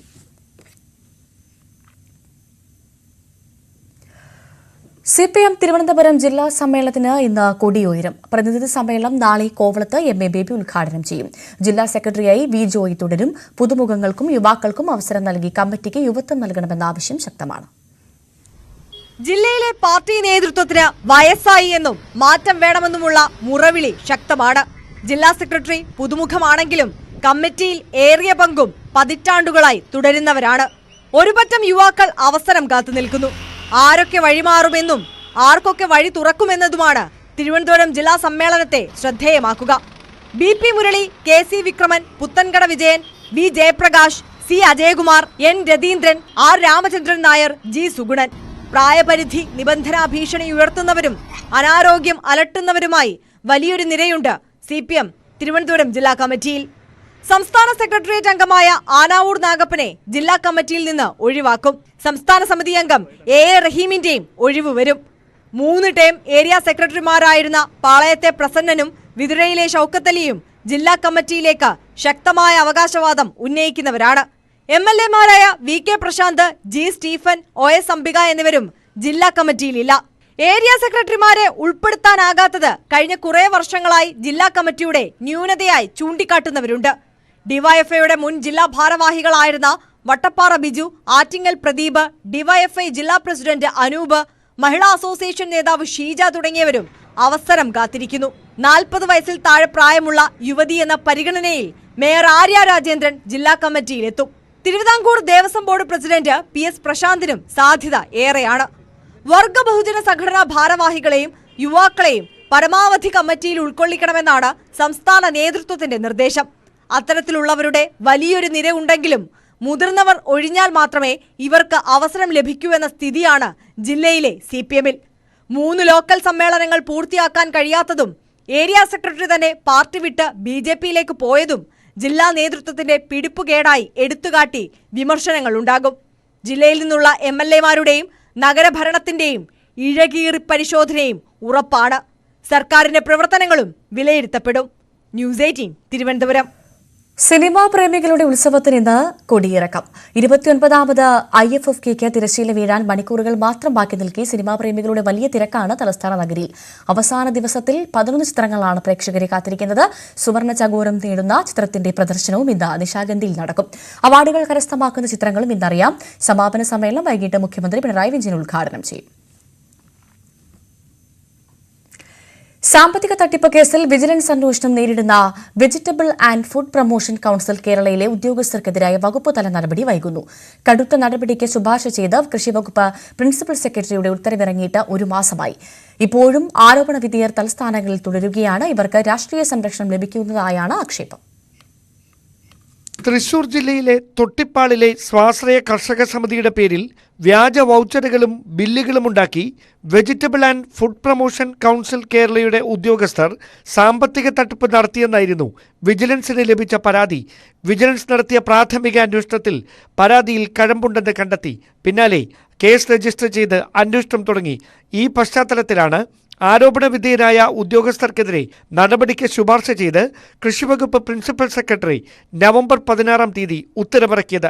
സാക്ഷികളെ സ്വാധീനിക്കാനും തെളിവുകൾ നശിപ്പിക്കാനും സാധ്യതയുള്ളതിനാൽ തൃശൂർ ജില്ലാ VFPCK ഡെപ്യൂട്ടി മാനേജർ ബബിതയെ സർവീസിൽ നിന്ന് സസ്പെൻഡ് ചെയ്ത് അടിയന്തര നടപടി സ്വീകരിക്കാനായിരുന്നു നിർദ്ദേശം.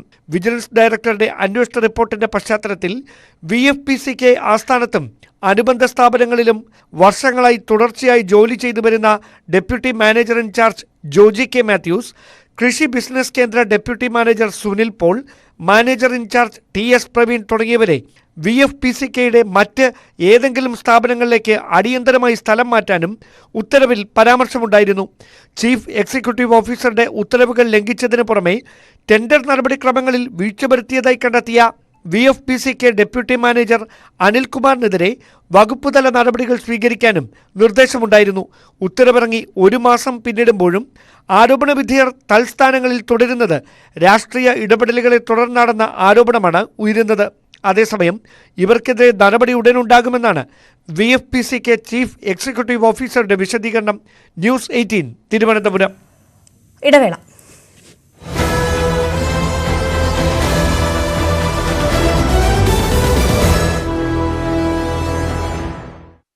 അത്യന്തം നാണം കെട്ടതും അത്യന്തം അസാധാരണവുമായ സംഭവങ്ങളാണ് പാർലമെന്റിൽ ഉണ്ടാവുന്നത് എന്ന് തന്നെ പറയേണ്ടി വരും. സാധാരണഗതിയിൽ ഉണ്ടാകുന്ന ഭരണ പ്രതിപക്ഷ പോരിനൊക്കെ അപ്പുറത്തേക്ക് പോലീസിൽ പരാതി നൽകുക, പരസ്പരം മർദ്ദിച്ചു എന്നുള്ള പരാതികൾ വരിക, അല്ലെങ്കിൽ മർദ്ദിക്കുക, അത്തരത്തിലേക്ക് സ്ത്രീത്വത്തെ അവമാനിച്ചു എന്ന് വനിതാ MP-യുടെ പരാതി, അത്തരത്തിലെല്ലാം തന്നെ ഇന്ത്യൻ ജനാധിപത്യത്തിനും ഇന്ത്യൻ പാർലമെൻറ്റിൻ്റെ ചരിത്രത്തിനും തന്നെ വലിയ നാണക്കേടായോ കളങ്കോ ഒക്കെ ആവുന്ന സംഭവങ്ങളാണ് കഴിഞ്ഞ ദിവസമൊക്കെ ഉണ്ടായത്. എന്തായാലും ഇന്നും അതിൻ്റെ തുടർച്ച തന്നെ ഉണ്ടാവുമെന്നത് ഏറെക്കുറെ ഉറപ്പാണ്. ശൈത്യകാല സമ്മേളനത്തിൻ്റെ അവസാന ദിവസമാണിന്ന്. ഇന്നലെ രാഹുൽ ഗാന്ധിക്കെതിരെ രാത്രി പാർലമെന്റ് സ്ട്രീറ്റ് പോലീസ് സ്റ്റേഷനിൽ നിന്ന് FIR രജിസ്റ്റർ ചെയ്തിട്ടുണ്ട്. 2 MP-മാരെ രാഹുൽ ഗാന്ധി മർദ്ദിച്ചു. ഇന്നലെ പരാതി നൽകിയത് BJPയുടെ തന്നെ പ്രധാനപ്പെട്ട നേതാക്കളായ അനുരാഗ് താക്കൂർ അടക്കമുള്ളവരാണ് പോലീസ് സ്റ്റേഷനിലെത്തി പരാതി നൽകിയത്. രാഹുൽ ഗാന്ധിക്കെതിരെ വധശ്രമ കേസടക്കം എടുക്കണമെന്ന് ആവശ്യപ്പെട്ടുകൊണ്ടാണ് പരാതി നൽകിയത്.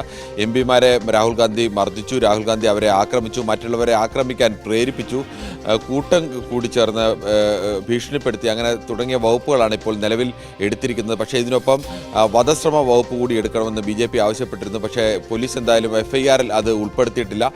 ഒരു പ്രതിപക്ഷ നേതാവിനെതിരെ പാർലമെന്റ് പറഞ്ഞത്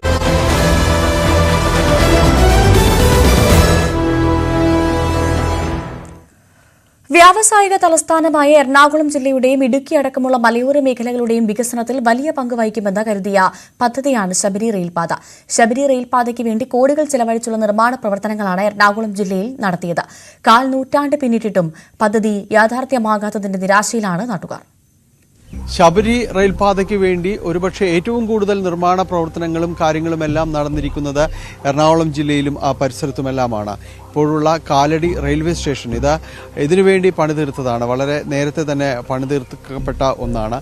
അതോടൊപ്പം തന്നെ ട്രെയിൻ കടന്നു പോകുന്നതിന് വേണ്ടി പെരിയാറിന് കുറുകെ ഒരു പാലവും അങ്ങനെ തീർത്തിട്ടുണ്ട്.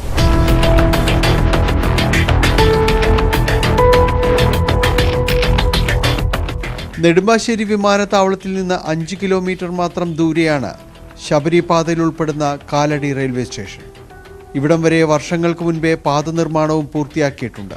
പക്ഷേ മുന്നോട്ടു പോക്കിൽ ആർക്കും ഒരു പ്രതീക്ഷയുമില്ല. ഈ പദ്ധതി തുടങ്ങുമ്പോൾ തന്നെ ഇത് പൂർത്തീകരിക്കാനുള്ള ഒരു ഇച്ഛാശക്തി സർക്കാരുകൾ കാണിച്ചാൽ അന്ന് നടന്നു പോകേണ്ട കാര്യങ്ങളാണ്. ഇതൊക്കെ വലിച്ചു നീട്ടി സർക്കാരുകൾ മാറുന്നു, പദ്ധതികൾ മാറുന്നു, എഞ്ചിനീയർമാർ മാറുന്നു, മന്ത്രിമാർ മാറുന്നു, അപ്പോൾ തടസ്സങ്ങൾ വരുന്നു. ഒരു പദ്ധതി രൂപീകരിക്കുമ്പോൾ അത് യുദ്ധകാലാടിസ്ഥാനത്തിൽ പൂർത്തീകരിച്ച് പോകാനുള്ള ഇച്ഛാശക്തി സർക്കാരിൽ കാണിച്ചില്ലെങ്കിൽ പൊതുജനത്തിന് അത് ഇവിടുത്തെ ജനങ്ങൾക്ക് ബുദ്ധിമുട്ടായി മാറാമെന്നല്ലാണ്ട് വേറെ ഗുണവും ഇനി ഉണ്ടാവാൻ സാധ്യതയില്ല. താമസിച്ചിരുന്ന വീടും സ്ഥലവും വിട്ടുകൊടുത്ത് 1/4 നൂറ്റാണ്ട് കഴിഞ്ഞിട്ടും പദ്ധതി യാഥാർത്ഥ്യമാകാത്തതിൽ സങ്കടമുണ്ട് പലർക്കും. സങ്കടമാണ് വാസ്തവത്തിൽ. ഈ കാര്യം ഓർക്കുമ്പോൾ സങ്കടമാണ്. കാരണം നമ്മളെല്ലാം മാന്യമായിട്ട് ജീവിച്ചിരുന്ന ഒരു വീടും പറമ്പും നഷ്ടപ്പെടുത്തിയിട്ട് വേറെ എങ്ങോടെങ്കിലും നിങ്ങൾ പൊക്കോ, റീഹാബിലിറ്റേഷൻ ഇല്ല, ഒന്നുമില്ല. നിങ്ങളുടെ സൗകര്യത്തിൽ നിങ്ങൾ വേണമെങ്കിൽ ജീവിക്കുകയോ ജീവിക്കാതിരിക്കുകയോ ചെയ്യാം. ആ ഒരു അവസ്ഥയിലാണെങ്കിൽ പോലും ഞങ്ങളായിട്ട് സഹകരിച്ച് പോയത് ഞങ്ങളുടെ തെറ്റ്. റെയിൽപാതയോട് ചേർന്നുള്ള സ്ഥലങ്ങൾ ക്രയവിക്രയം സാധ്യമല്ലാത്ത വിധം മരവിപ്പിച്ചിരിക്കുകയാണ്. ഈ റെയിൽവേക്ക് വേണ്ടിയിട്ട് സ്ഥലം വിട്ടുകൊടുത്തവരുടെ സൈഡിൽ അല്പം സ്ഥലം എന്തെങ്കിലും കിടപ്പുണ്ടാവും, എന്തെങ്കിലും 5-10 സെൻറ്റ് എന്തെങ്കിലും കിടപ്പുണ്ടാവും. അതിനകത്ത് ഒരു കൺസ്ട്രക്ഷൻ വർക്ക് ചെയ്യണമെങ്കിൽ റെയിൽവേക്കാരുടെ സാങ്ഷൻ വേണം, അല്ലെങ്കിൽ പഞ്ചായത്ത് സാങ്ഷൻ കൊടുക്കില്ല. ഈ റെയിൽവേക്കാരുടെ സാങ്ഷൻ കിട്ടണമെങ്കിൽ തിരുവനന്തപുരത്ത് പോയിട്ട് സാങ്ഷൻ മേടിക്കണം. അതിനുവേണ്ടി പോയി കഴിയുമ്പോൾ അവർ ഇത്ര രൂപ ഡിപ്പോസിറ്റ് ചെയ്യണമെന്നാണ് പറയണത്.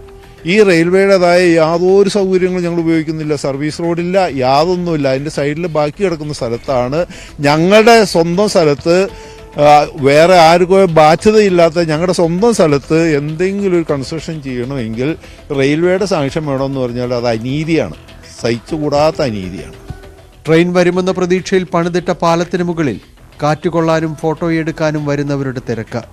പെരുമ്പാവൂർ, കാലടി എന്നിവിടങ്ങളിലെ പ്ലൈവുഡ്, അരി വ്യാപാരികൾ, മൂവാറ്റുപുഴയിലെ പൈനാപ്പിൾ കർഷകർ, ഇടുക്കിയിലെ സുഗന്ധവ്യഞ്ജന വ്യാപാരികൾ എന്നിവരെല്ലാം ശബരിപാതയിൽ പുതിയ പ്രതീക്ഷകൾ കണ്ടവരാണ്.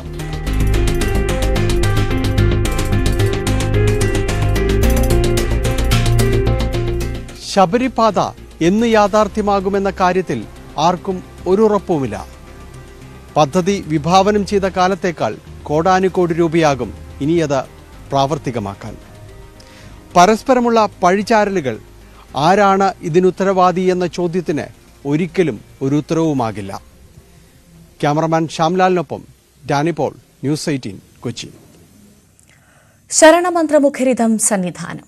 ശബരീശ ദർശനം നിങ്ങൾക്കായി സമർപ്പിക്കുന്നത് മിൽമ ഗീ. വ്രതശുദ്ധിയുടെയും നന്മയുടെയും നാളുകൾ പരിശുദ്ധമാക്കാം മിൽമയ്ക്കൊപ്പം. ശബരിമലയിൽ ഇന്നലെ റെക്കോർഡ് തിരക്കാണ്. 96,007 ഭക്തരാണ് ഇന്നലെ ദർശനം നടത്തിയത്. സ്പോട്ട് ബുക്കിംഗ് വഴിയും കൂടുതൽ ഭക്തരെത്തി. ഇന്നലെയാണ് 21,310 ഭക്തരാണ് ഇന്നലെ മാത്രം സ്പോട്ട് ബുക്കിംഗിലൂടെ ശബരിമലയിലെത്തിയത്. രാവിലെ 9 മണിവരെ 38,221 പേർ മല കയറിയെന്നാണ് മനസ്സിലാക്കുന്നത്. ജി ശ്രീജിത്തിന്റെ റിപ്പോർട്ടിലേറ്റു. ശബരിമലയിൽ റെക്കോർഡ് തിരക്കിന് ആണ് ഇന്നലെ ഉണ്ടായത്. അതിന് പിന്നാലെ ഇന്നും രാവിലെ തന്നെ നല്ല തിരക്ക് തുടരുന്ന ഒരു സാഹചര്യമാണ് നമുക്ക് ഇവിടെ കാണാൻ സാധിക്കുന്നത്. ഇന്നലെ 96,000 പേരെത്തി എന്ന് പറയുമ്പോൾ അത് ഈ സീസണിലെ ഏറ്റവും വലിയ തിരക്കാണ്. 93,000 ആയിരുന്നു കഴിഞ്ഞ ആഴ്ച എത്തിയ 17-ാം തീയതി 93,000 ഇതുവരെയുള്ള വലിയ തിരക്ക്. അത് കഴിഞ്ഞുള്ള ഏറ്റവും വലിയ തിരക്കിലേക്ക് ഇന്നലെ സന്നിധാനം എത്തുന്നു. ഇന്ന് രാവിലെയും അങ്ങനെ ഒരു കണക്കുകൾ തന്നെയാണ് പോകുന്നത്. രാവിലെ ഏതാണ്ട് 6 മണി വരെ തന്നെ ഏതാണ്ട് 30,000-ഓളം ഭക്തർ ശബരിമലയിൽ ദർശനം നടത്തി എന്നുള്ളതാണ്. 7 മണി വരെ 30,086 ഭക്തർ ദർശനം നടത്തി. അതായത് സാധാരണ ഒരു 8 മണിക്കൊക്കെയാണ് 30,000 കഴിഞ്ഞുള്ള കണക്ക് വരാറുള്ളത്. അതായത് ഇന്നും ഉച്ചയ്ക്ക് ശേഷവും ഈ തിരക്ക് തുടരുകയാണെങ്കിൽ ഒരുപക്ഷെ 96,000 എന്നുള്ളത് കടന്ന് 1,00,000-ലേക്കൊക്കെ എത്താനുള്ള സാധ്യത നിലനിൽക്കുന്നു. പോലീസും ദേവസ്വം ബോർഡും ഒക്കെ വിവിധ സർക്കാർ വകുപ്പുകളും ഒക്കെ അങ്ങനെ കണക്ക് കൂട്ടുന്നുണ്ട്. ഇനിയുള്ള ദിവസങ്ങളിൽ തിരക്ക് കൂടും. പ്രത്യേകിച്ച് ഈ മണ്ഡല പൂജ നടക്കാനിരിക്കുന്നു. 24-ാം തീയതി ആറന്മുളയിൽ നിന്ന് തങ്കയങ്കി ഘോഷയാത്ര പുറപ്പെടുകയാണ്. 25-ന് അത് സന്നിധാനത്ത് എത്തുന്ന സാഹചര്യമുണ്ട്. അങ്ങനെ ആ ദിവസങ്ങളിൽ തിരക്ക് കൂടും. അവധിയാണ്. കേരളത്തിൽ ക്രിസ്മസ് അവധിയുമായി ബന്ധപ്പെട്ടുള്ള തിരക്കുകൾ മലയാളികൾ അടക്കം കൂടുതൽ എത്താനുള്ള സാധ്യതയുണ്ട്. സ്പോട്ട് ബുക്കിങ്ങിന്റെ കാര്യത്തിലും ഇന്നലെയാണ് ഏറ്റവും കൂടുതൽ ഭക്തർ അങ്ങനെ ബുക്ക് ചെയ്ത് സന്നിധാനത്ത് എത്തിയത്. 22,000-ൽ പരം ഭക്തരാണ്. 22,121 ഭക്തരാണ് അങ്ങനെയും സന്നിധാനത്ത് എത്തിയത്. 10,000 എന്ന് നിജപ്പെടുത്തിയാണ്. പക്ഷേ അവിടെ നിയന്ത്രണങ്ങൾ അവിടെ കഴിയുന്നില്ല എന്നുള്ളതാണ്. ഇന്നും നാളെയും ഒക്കെ ഇതേ നിലയിൽ തന്നെ തിരക്ക് തുടരും എന്നുള്ളതാണ്. അത് മുന്നിൽ കണ്ടുകൊണ്ട് ഈ മണ്ഡല പൂജാ ദിവസം വലിയ തിരക്ക് ഒഴിവാക്കാനുള്ള ക്രമീകരണങ്ങളും സന്നിധാനത്ത് നടക്കുകയാണ്. ഒരു തിക്കും തിരക്കുമൊക്കെ ഒഴിവാക്കുന്ന നിലയിലേക്ക് കാര്യങ്ങൾ പോകും. അതിനുവേണ്ടിയുള്ള ക്രമീകരണങ്ങൾ എന്തായാലും നടന്നു വരികയാണ്. ശബരീശ ദർശനം നിങ്ങൾക്കായി സമർപ്പിക്കുന്നത് മിൽമ ഗീ. വ്രതശുദ്ധിയുടെയും നന്മയുടെയും നാളുകൾ പരിശുദ്ധമാക്കാം മിൽമയ്ക്കൊപ്പം. ക്രിസ്മസ് ന്യൂ ഇയർ തിരക്കിനിടെ കൊച്ചുവേളി മംഗളൂരു സ്പെഷ്യൽ ട്രെയിൻ റദ്ദാക്കി 26-28 തീയതികളിൽ കൊച്ചുവേളിയിലേക്കുള്ള സർവീസും 27-29 തീയതികളിൽ ബംഗളൂരുവിലേക്കുള്ള സർവീസുമാണ് റദ്ദാക്കിയത്. 100-ന് മുകളിൽ വെയിറ്റ് ലിസ്റ്റ് ഉണ്ടായിരുന്ന സർവീസാണ് റദ്ദാക്കിയത്. മംഗളൂരുവിൽ നിന്നും തിരിച്ചുമുള്ള യാത്രക്കാർക്ക് ഏറെ ആശ്വാസമായിരുന്ന സർവീസാണിത്. അവധിക്കാല തിരക്ക് മൂലം ടിക്കറ്റ് കിട്ടാനില്ലാത്ത സമയത്ത് ട്രെയിൻ റദ്ദാക്കാനുള്ള തീരുമാനം യാത്രക്കാരെ വലയ്ക്കുകയാണ്. വടകര തെരഞ്ഞെടുപ്പിൽ വിവാദമായ കാഫിർ സ്ക്രീൻഷോട്ട് കേസിൽ വടകര ജുഡീഷ്യൽ 1-ാം ക്ലാസ് മജിസ്ട്രേറ്റ് കോടതി ഇന്ന് പരിഗണിക്കും. സ്ക്രീൻഷോട്ട് പ്രചരിപ്പിച്ചവർക്കെതിരെ കേസെടുക്കാത്തത് എന്തുകൊണ്ടെന്ന് കഴിഞ്ഞ തവണ ഹർജി പരിഗണിച്ചപ്പോൾ കോടതി ചോദിച്ചിരുന്നു. ഇടത് സൈബർ ഗ്രൂപ്പ് അംഗങ്ങളായ റിബേഷ്, പനീഷ്, അമൽ, വഹാബ് എന്നിവർ സ്ക്രീൻഷോട്ട് പ്രചരിപ്പിച്ചതായി പോലീസ് റിപ്പോർട്ട് ചെയ്തിരുന്നു. കാഫിർ സ്ക്രീൻഷോട്ട് കേസിലെ കേസ് ഡയറിയും പോലീസ് ഹാജരാക്കിയിട്ടുണ്ട്.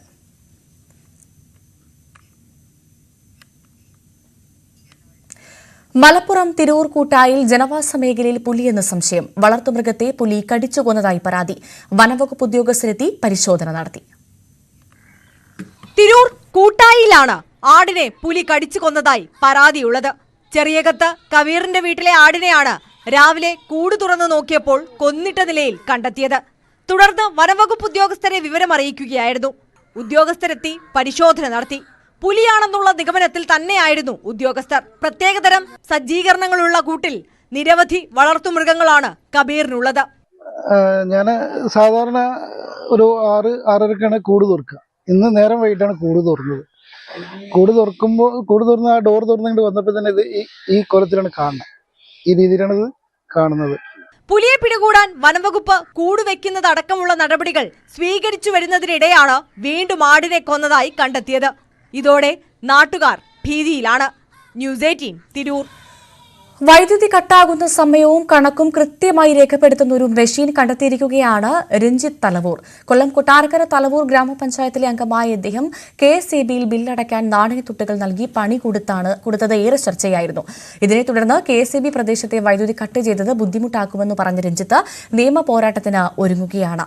കൊട്ടാരക്കരയിൽ നിന്ന് S വിനീഷ് തയ്യാറാക്കിയ റിപ്പോർട്ട് കാണാം. വൈദ്യുതി ചാർജ് വർധനവിനെതിരെ വ്യാപകമായിട്ടുള്ള പ്രതിഷേധമാണ് ഉയർന്നു വരുന്നത്. ഗ്രാമങ്ങളിലടക്കം വൈദ്യുതി കട്ടാവുന്നതിന്, അതായത് കറണ്ട് കട്ടാവുന്നതിന് യാതൊരു കുറവുമില്ല. നമ്മളുള്ളത് കൊല്ലം ജില്ലയിലെ തലവൂർ ഗ്രാമപഞ്ചായത്തിൽ ഉൾപ്പെട്ട ഒരു പ്രദേശത്താണ്. ഈ നാണയത്തുട്ടുകൾ ഇലക്ട്രിസിറ്റി ബില്ല് അടയ്ക്കാനായി നൽകി സോഷ്യൽ മീഡിയയിലടക്കം വലിയ രീതിയിൽ സ്വീകാര്യതയൊക്കെ കിട്ടിയ ഒരു ആളാണ് നമ്മളോടൊപ്പം ചേരുന്നത്. ഇദ്ദേഹത്തിന്റെ ഒരു പരാതി എന്ന് പറഞ്ഞാൽ ഇദ്ദേഹത്തിന്റെ വാർഡിലടക്കം നിരവധി തവണ കറണ്ട് പോകുന്ന ഒരു സാഹചര്യമായിരുന്നു ഉണ്ടായത്. ഇതുമായി ബന്ധപ്പെട്ട് വിവരാവകാശം വരെ അദ്ദേഹം ഈ അടുത്ത സമയത്ത് എടുത്തിട്ടുണ്ട്. നമുക്ക് ചോദിച്ചറിയാം വിശദാംശങ്ങൾ. എന്താണ് നിങ്ങൾ ഇപ്പോൾ ഒരു വിവരാവകാശം ഒക്കെ എടുക്കാനുള്ള സാഹചര്യം? നമസ്കാരം. വിവരാവകാശം എടുക്കാനുള്ള കാരണം എന്ന് പറഞ്ഞു കഴിഞ്ഞാൽ മുമ്പ് ചില്ലറ കൊടുക്കുന്നതിന് മുമ്പ് പവർ കട്ട് ഭയങ്കരമായിട്ട് രൂക്ഷമായിരുന്നു. അറിയാലോ, അന്ന് ഞാൻ പറഞ്ഞതാണ് ഒരു ദിവസം 50 തവണ വരെ പവർ കട്ട് ആയിട്ട് ഞാൻ എണ്ണിയ വ്യക്തിയാണ് രാത്രിയിൽ. അപ്പോൾ അന്ന് പിന്നെ ചാനൽ വഴിയൊക്കെ പറഞ്ഞപ്പോഴും പലരും കമന്റ് ഇട്ടു 50 തവണയും പോയില്ല, ഞാൻ പറയുന്നത് കള്ളമാണ് എന്നൊക്കെയുള്ള കാര്യം. അതിനുശേഷം ഞാനിപ്പോൾ കുറച്ച് നാൾ കൊണ്ട് ഞാൻ എൻ്റെ വീട്ടിൽ കറണ്ട് പോയി കഴിഞ്ഞാൽ ഇതേപോലെ നോട്ട് ചെയ്യാറുണ്ട്. ഞാൻ ഇവിടെ വീട്ടിലുള്ള സമയത്ത് കറണ്ട് പോകുന്നത് അപ്പോഴേ ഇതുപോലെ എഴുതി വെക്കും. ഡേറ്റും കറണ്ട് കട്ടായ സമയവും കറണ്ട് വരുന്ന സമയം. സെപ്റ്റംബർ 24-ാം തീയതി മുതൽ നവംബർ 24-ാം തീയതി വരെയുള്ള 2 മാസത്തെ ഈ തലവൂർ ഗ്രാമപഞ്ചായത്ത് ചുണ്ടമല ട്രാൻസ്ഫോമറിന്റെ കീഴിലെ വൈദ്യുതി കട്ടാവുന്നതിൻ്റെ ഡീറ്റെയിൽ ചോദിച്ചുകൊണ്ട്, അപ്പം ഈ 2 മാസത്തെ കാലയളവിൽ ഏതൊക്കെ ദിവസങ്ങളിൽ ഏതൊക്കെ സമയങ്ങളിൽ എത്ര സമയം വൈദ്യുതി വിതരണം നിലച്ചിട്ടുണ്ടെന്ന് പറഞ്ഞിട്ട് ഇങ്ങനെ ഒരു വിവരാവകാശം KSEB ഓഫീസിൽ കൊടുത്തു, പട്ടാഴി ഓഫീസിൽ. അപ്പം അതിൽ പ്രകാരം എനിക്ക് ഇന്നലെ ഇതിന് മറുപടി കിട്ടി. KSEB ഓഫീസിൽ നിന്നും കിട്ടിയ മറുപടിയാണ് ഇത്. അപ്പോൾ ഞാൻ ഈ മറുപടിയും ഇതിൽ ഫുള്ള് ഡീറ്റെയിൽ കണ്ടില്ലേ എഴുതിയിട്ടുണ്ട്. അതിൻ്റെ ഇപ്പോൾ ബാക്കിൽ ഉണ്ട്. അപ്പോൾ ഇതും ഞാൻ ഈ നോട്ട് ചെയ്തതുമായിട്ട് നോക്കി. അപ്പോൾ എനിക്കറിയാമല്ലോ, കൃത്യമായിട്ട് ഞാൻ നോട്ട് ചെയ്ത് വെച്ചിരിക്കുന്നതാണ് ഈ കറണ്ട് കട്ടായിരിക്കുന്നത്. അപ്പം ഇവർ തന്നിരിക്കുന്നത് 100-ൽ 10% പോലും കട്ടായത് ഇവർ തന്നിട്ടില്ല. ഇത് നോക്ക് എത്ര തവണയാണ് കട്ടായിരിക്കുന്നത്. ഇതിനൊരു എക്സാമ്പിൾ പറഞ്ഞു കഴിഞ്ഞാൽ 3/11/2024 ഞായറാഴ്ചയായിരുന്നു. അന്ന് കുറച്ച് കൂടുതൽ സമയം വീട്ടിലുണ്ടായിരുന്നു ഞാൻ. ആ സമയത്ത് 15 തവണ കട്ട് ചെയ്താണ് ഈ നോട്ട് ചെയ്തിരുന്നത്. അത് 15 അല്ല, അന്ന് 25 തവണ കൂടുതൽ കട്ടായിട്ടുണ്ട്. പക്ഷേ പകൽ സമയം, പകലും രാത്രി എല്ലാം കൂടെ ആയിരുന്നു മൊത്തത്തിൽ. പക്ഷേ ഞാൻ ഇവിടെ നോട്ട് ചെയ്തത് 15 സമയം തന്നെയാണ്. അതേ സ്ഥാനത്ത് ഇവര് വിവരാവകാശത്തിൽ തന്നിരിക്കുന്നുണ്ടോ 3/11/2024 17:18 മുതൽ 17:37 വരെ എന്ന് വെച്ചാൽ വൈകുന്നേരം 5:18 മുതൽ വൈകുന്നേരം 5:37 വരെ 19 മിനിറ്റ് മാത്രമേ കട്ടായിട്ടുള്ളൂ എന്ന് പറഞ്ഞാണ് ഈ വിവരാവകാശം നൽകി. ഒരു പൗരന് വിവരാവകാശം കൊടുക്കേണ്ടതെന്ന് പറഞ്ഞു കഴിഞ്ഞാൽ അത് ഏത് ഓഫീസിൽ നിന്നാണ് എങ്കിലും അത് കൃത്യമായ രേഖയായിരിക്കണം അത് കൊടുക്കേണ്ടുന്നത്. അപ്പം ഇത് കൃത്യമായിട്ടല്ല നമുക്ക് ഈ വിവരാവകാശം തന്നിരിക്കുന്നത്. ഇതിന്റെ വീണ്ടും അപ്പീൽ കൊടുക്കുന്നതായിരിക്കും ഞാൻ. മെമ്പറെ, സ്വാഭാവികമായിട്ട് ഇതിപ്പോ കാണുമ്പോൾ നമുക്കിപ്പോ മെമ്പർ ഇനി അപ്പീൽ പോകുന്നു പറഞ്ഞല്ലോ, ഈ എഴുതി വെച്ചത് കൃത്യമാവണമെന്നുണ്ടോ? നമ്മൾ അത് എങ്ങനെയായിരിക്കും നമ്മൾ പ്രൂവ് ചെയ്യുന്നത്? ശരിക്കും ഒരു മിഷൻ ഉണ്ടോ എന്ന് നോക്കി, എന്തെങ്കിലും ഒരു ഡിവൈസ് ഉണ്ടോ എന്ന് നോക്കി നമ്മൾ മാർക്കറ്റിലും പലയിടത്തും അന്വേഷിച്ചു, പിന്നെ ഗൂഗിളിലെല്ലാം സെർച്ച് ചെയ്തു. അപ്പം അങ്ങനെ ഒരു സംവിധാനം ഇല്ല എന്ന് പറഞ്ഞാൽ വീട്ടിൽ പവർ കട്ടായി കഴിഞ്ഞാൽ എത്ര സമയം ഈ ഡേറ്റ് അനുസരിച്ച് അറിയാമോ എന്നുള്ളത്. പിന്നെ അങ്ങനെ ഞാൻ അന്ന് 1 വർഷം കൊണ്ട് ഇതിന്റെ പുറയിലാണ്. പിന്നെ തോന്നി ഇതെങ്ങൊന്നും കിട്ടത്തില്ലല്ലോ, അപ്പം സ്വന്തമായിട്ട് ഉണ്ടാക്കുക എന്നുള്ളത് മാത്രമേ മാർഗമുള്ളൂ. അങ്ങനെയാണ് ഞാൻ സ്വന്തമായിട്ടൊരു ഡിവൈസ് ഉണ്ടാക്കിയിരിക്കുകയാണ്. അപ്പോൾ ഈ ഡിവൈസ് എന്ന് പറഞ്ഞു കഴിഞ്ഞാൽ വീട്ടിൽ കുത്തിയിട്ടിരുന്നാൽ മതി. അപ്പം കുത്തിയിട്ട് കഴിഞ്ഞാൽ അത് എപ്പോഴും കറണ്ട് പോകുന്നു വെച്ച് കഴിഞ്ഞാൽ ആ കറണ്ട് പോകുന്ന ഡേറ്റ്, പിന്നെ മണിക്കൂർ, മിനിറ്റ്, സെക്കൻഡ് ഏത് സമയത്ത് പോയി അതുപോലെ വന്നതും അതിനകത്ത് മെൻഷൻ ചെയ്ത് കാണിക്കും. പിന്നെ അതേപോലെ തന്നെ അതിനകത്ത് വോൾട്ടേജിൻ്റെ വേരിയേഷൻ വന്നു കഴിഞ്ഞാൽ ഹൈ വോൾട്ടേജ്, ലോ വോൾട്ടേജ് ആയിക്കഴിഞ്ഞാൽ അത് നമുക്ക് ഇതിനകത്ത് അറിയാൻ സാധിക്കും. അങ്ങനൊരു ഡിവൈസാണ് നമ്മളിപ്പോൾ കണ്ടുപിടിച്ചിരിക്കുന്നത്. ഇന്നലെ മുതലാണ് ഇത് വർക്ക് ചെയ്ത് തുടങ്ങിയത്. അപ്പോൾ ഇതിനകത്ത് കൃത്യമായിട്ട് ഇപ്പോൾ 5 വർഷം കഴിഞ്ഞാലും ഇതിനകത്ത് നോക്കിക്കഴിഞ്ഞാൽ ഇപ്പോൾ ഒരു 5 വർഷത്തിന് ശേഷം നോക്കുകയാണെങ്കിലും ഈ ഡേറ്റിലും ഏത് ഡേറ്റിലായാലും ഏതൊക്കെ സമയം കറണ്ട് കട്ടായി, എത്ര മണിക്കൂർ കട്ടായി, 550 തവണ, 1000 തവണ, അല്ലെങ്കിൽ 2500 തവണ, അങ്ങനെ ആ സമയത്ത് നമുക്ക് ഏത് ഡേറ്റിൽ ഏത് സമയത്താണ് എന്ന് ഇതിലൂടെ നമുക്ക് തിരിച്ചറിയാം. സ്റ്റോർ ആവാനുള്ള സംവിധാനമുണ്ട്. അത് സ്റ്റോർ ആവാനുള്ള സംവിധാനമുണ്ട്. ഇതിനകത്ത് മെമ്മറി കാർഡ് ഉണ്ട്. ആ മെമ്മറി കാർഡിൽ നമുക്ക് കൃത്യമായിട്ട് അതിൻ്റെ ഡേറ്റ ഫുൾ എടുക്കാം. ഈ കട്ടായതിൻ്റെ വോൾട്ടേജ് വേരിയേഷൻ്റെ എല്ലാം ഡേറ്റ എടുക്കാൻ സാധിക്കും. ഇല്ല, ഇതിന് പേര് ഞാൻ ഇതുവരെ ഇട്ടിട്ടില്ല. ഇത് ജനങ്ങൾക്ക് വേണ്ടി ഉണ്ടാക്കിയതാണ്, എനിക്ക് വേണ്ടിയല്ല. ഈ ഫൈറ്റെല്ലാം നടത്തുന്നത് നമ്മൾ ജനങ്ങൾക്ക് വേണ്ടിയാണ്. അപ്പം ഇത് പേര് ഇടേണ്ടെന്ന് വെച്ച് കഴിഞ്ഞാൽ ഈ വീഡിയോ കാണുന്ന ആൾക്കാർ ഒരു നല്ല പേര് നിർദ്ദേശിക്കുക. അതിൽ ഏറ്റവും നല്ല പേര് ഏതാണെന്ന് വെച്ച് കഴിഞ്ഞാൽ അത് തീർച്ചയായിട്ടും ആ പേര് തന്നെയായിരിക്കും എൻ്റെ ഈ ഡിവൈസിന് ഇടുക. അപ്പോൾ വീട്ടിൽ കറണ്ട് പോയി കഴിഞ്ഞാൽ ഇനി കൃത്യമായി അത് രേഖപ്പെടുത്തുന്ന ഒരു മെഷീനാണ് ഇവിടെ കണ്ടുപിടിച്ചിരിക്കുന്നത്. ശരിക്കും ഇത് വലിയൊരു നിയമ പോരാട്ടത്തിലേക്ക് തന്നെയാണ് നീങ്ങുന്നത്. വിനീഷ്, ന്യൂസ് 18 കൊട്ടാരക്കര. ഇടവേളയ്ക്ക് ശേഷം വാർത്തകൾ തുടരും. KP അഭിലാഷ് എത്തും. നമസ്കാരം.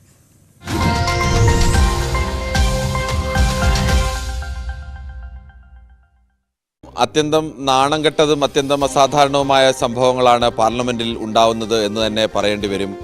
സാധാരണഗതിയിൽ ഉണ്ടാകുന്ന ഭരണ പ്രതിപക്ഷ പോരിനൊക്കെ അപ്പുറത്തേക്ക് പോലീസിൽ പരാതി നൽകുക, പരസ്പരം മർദ്ദിച്ചു എന്നുള്ള പരാതികൾ വരിക, അല്ലെങ്കിൽ മർദ്ദിക്കുക, അത്തരത്തിലേക്ക് സ്ത്രീത്വത്തെ അവമാനിച്ചു എന്ന് വനിതാ MP-യുടെ പരാതി, അത്തരത്തിലെല്ലാം തന്നെ ഇന്ത്യൻ ജനാധിപത്യത്തിനും ഇന്ത്യൻ പാർലമെന്റിന്റെ ചരിത്രത്തിനും തന്നെ വലിയ നാണക്കേടായോ കളങ്കവും ഒക്കെ ആവുന്ന സംഭവങ്ങളാണ് കഴിഞ്ഞ ദിവസമൊക്കെ ഉണ്ടായത്. എന്തായാലും ഇന്നും അതിൻ്റെ തുടർച്ച തന്നെ ഉണ്ടാവുമെന്നത് ഏറെക്കുറെ ഉറപ്പാണ്.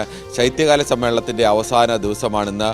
ഇന്നലെ രാഹുൽ ഗാന്ധിക്കെതിരെ രാത്രി പാർലമെന്റ് സ്ട്രീറ്റ് പോലീസ് സ്റ്റേഷനിൽ നിന്ന് FIR രജിസ്റ്റർ ചെയ്തിട്ടുണ്ട്. 2 MP-മാരെ രാഹുൽ ഗാന്ധി മർദ്ദിച്ചു. ഇന്നലെ പരാതി നൽകിയത് BJPയുടെ തന്നെ പ്രധാനപ്പെട്ട നേതാക്കളായ അനുരാഗ് താക്കൂർ അടക്കമുള്ളവരാണ് പോലീസ് സ്റ്റേഷനിലെത്തി പരാതി നൽകിയത്. രാഹുൽ ഗാന്ധിക്കെതിരെ വധശ്രമ കേസടക്കം എടുക്കണമെന്ന് ആവശ്യപ്പെട്ടുകൊണ്ടാണ് പരാതി നൽകിയത്.